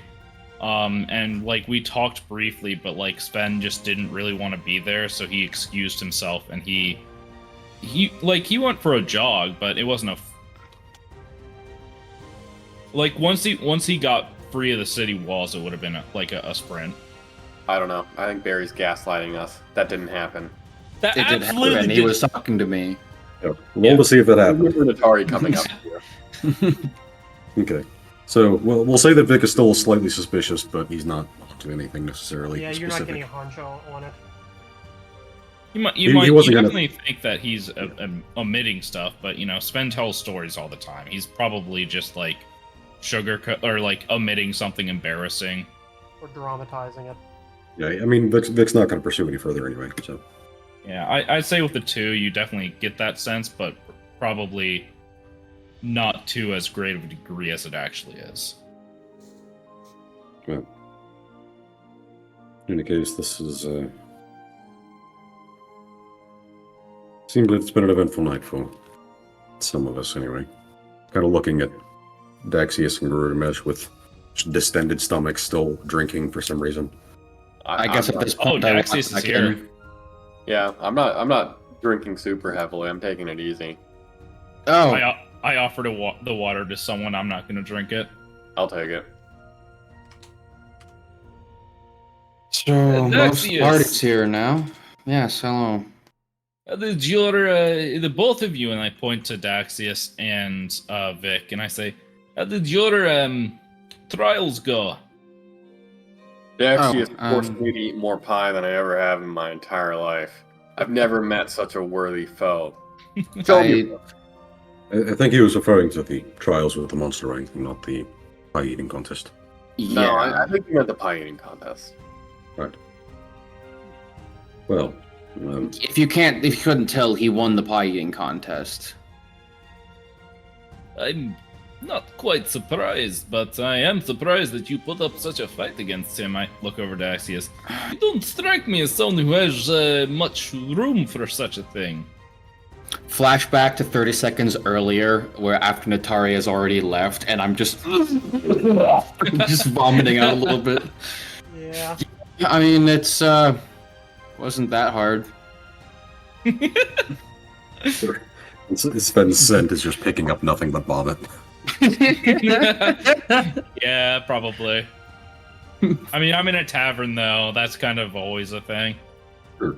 And I think that's just kind of. I'm pretty sure that's what Daxius uses as cologne anyway, so. His own vomit. It's his natural musk. Yeah, he doesn't choose to do it that way, but that's just kind of how he wakes up. Okay, it's not my fault that foxes naturally smell awful. Yeah. Got it. So it's pee and vomit. So it's a potent recipe. So that's why my scent's so easy to track. In any case, Moving right past that. As for your actual question, the actual event went fine for me. I don't think I'm gonna win, but that wasn't my goal anyway. How did you, tell me about it? Well, I climbed a tree, and I snuck up behind the goblin, and I cast Hold Person on them, and that was it. It wasn't really eventful. Sure. And I look to Vic, who has yet to answer. nothing particularly exciting. Just some invisibility and some grappling. You showed mercy to the goblin? Yeah. Interesting. Well, I'd be disqualified if I drew even a little bit of blood, so... I just didn't think you'd be one to squander your morals just for some sort of prize.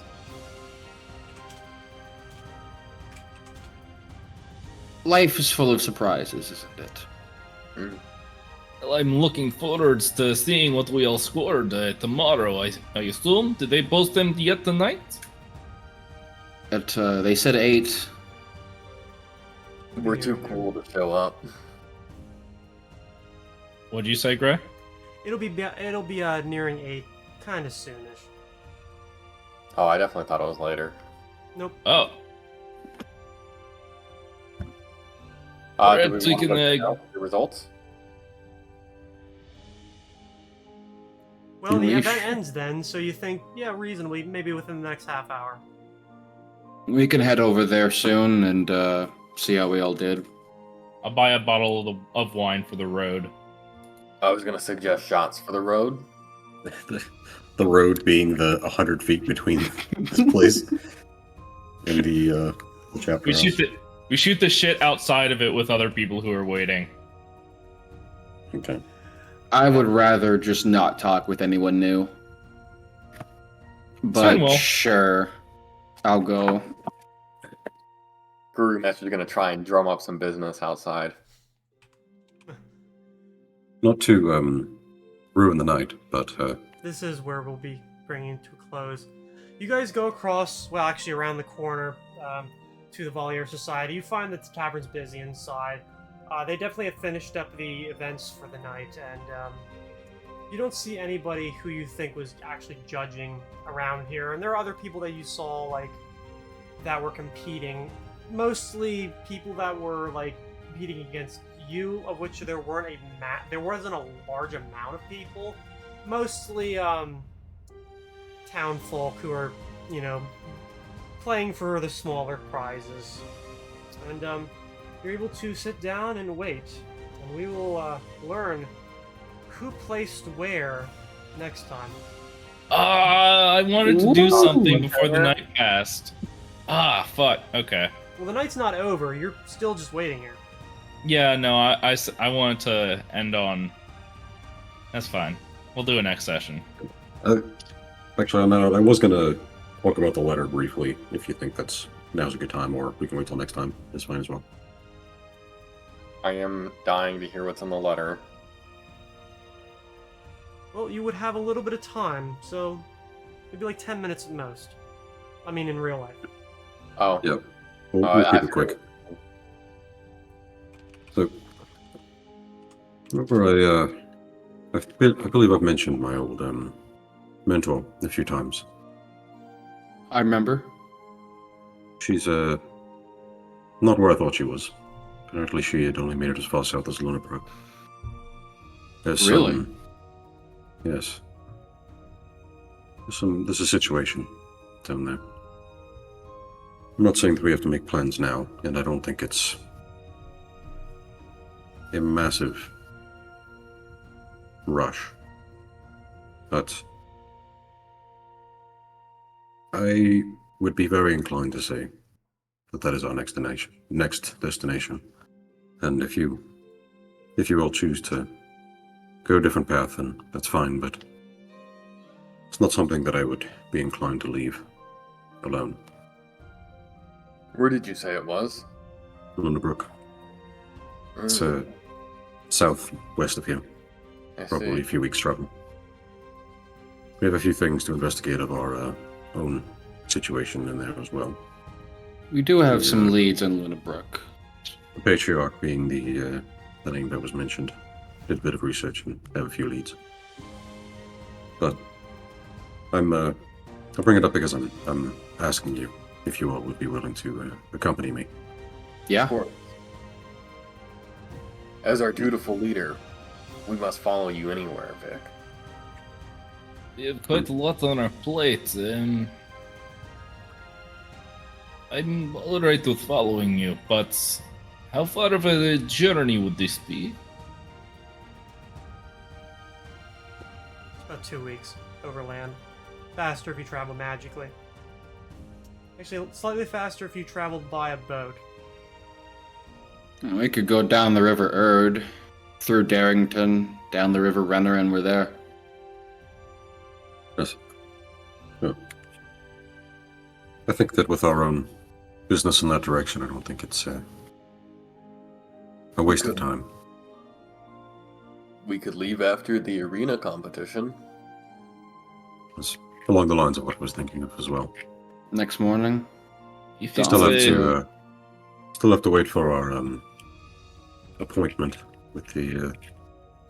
if I may say, I would prefer to deal with the vampire problem before we leave.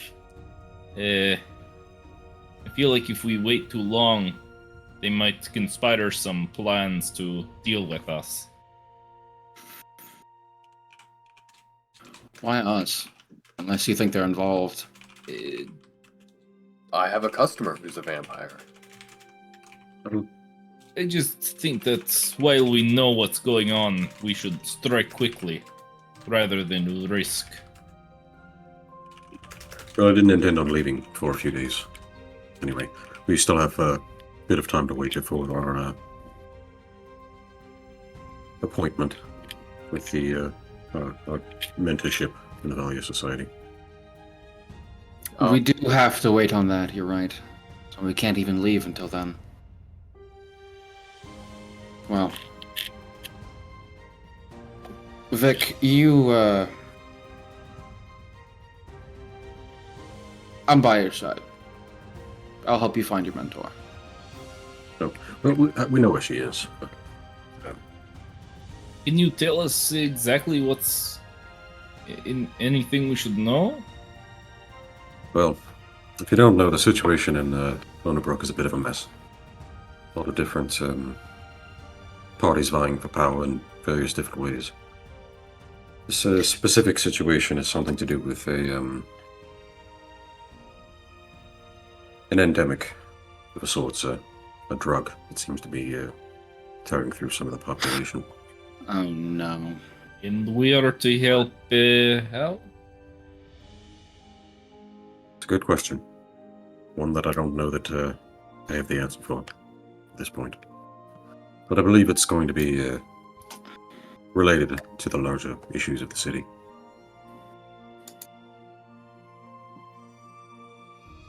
Do you have any names of these, I imagine these are noble families vying for power, not just some random wannabes. No, well, yes, there's the prince. The older one that's likely to die in the coming few months, or years, perhaps, but... Which likely caused all this. Indeed. Him and his family are going to be one position of, or one potential organization vying for power. And there's, of course, the Ludendorffs, which are potentially going to make a grab for it as well. There's a few organizations that make that city their home as well, the Lunar Guard, the Hell Knights, any of the various temples. Yeah.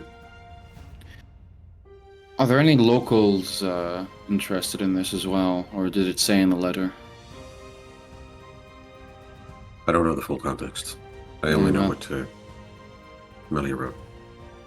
She seems to be concerned about the whole situation, but not necessarily about one individual aspect of it beyond the drug problem. Can ask more questions when I meet her then. Yes, I think so. I do think this is something I can actually be useful in. Cities happen to be my specialty, so... Perhaps we should And- finish up our business here and head down once we get the opportunity. I'm always up for busting down a bit of a drug trade, but before we leave, I do think that there was that the gauntlet, I believe it was called. Yes, we've got some things to take care of in Innsburg. Alright. All right. But are on the schedule.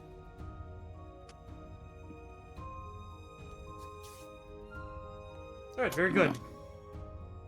On that note, with some questions now lingering in the air and a lot of different possibilities and concerns going on, this is where we'll leave off. there is no major event for you guys in the next day. So you'll at least be given a little more free reign to do whatever it is you want to do, whether it's tackling one of these challenges or eating your weight in pie and throwing up in an alleyway. Again. Again. Excuse me, I need to go just check on some friend in the back alley really quick. I leave. Oh my god, it's still coming. Oh my god. Strange, his natural musk is much stronger now. It's all this white stuff back here. Oh no. Though for those of you who have watched, we hope you've enjoyed whatever shenanigans we put on this week, and hopefully next week we'll start on time. But like I said, in the world of D&D, starting on time is a suggestion. So, until such time, this has been Rough Rolling, and this is the party. Goodbye. Thanks everyone for stopping by. Hope to see you next time.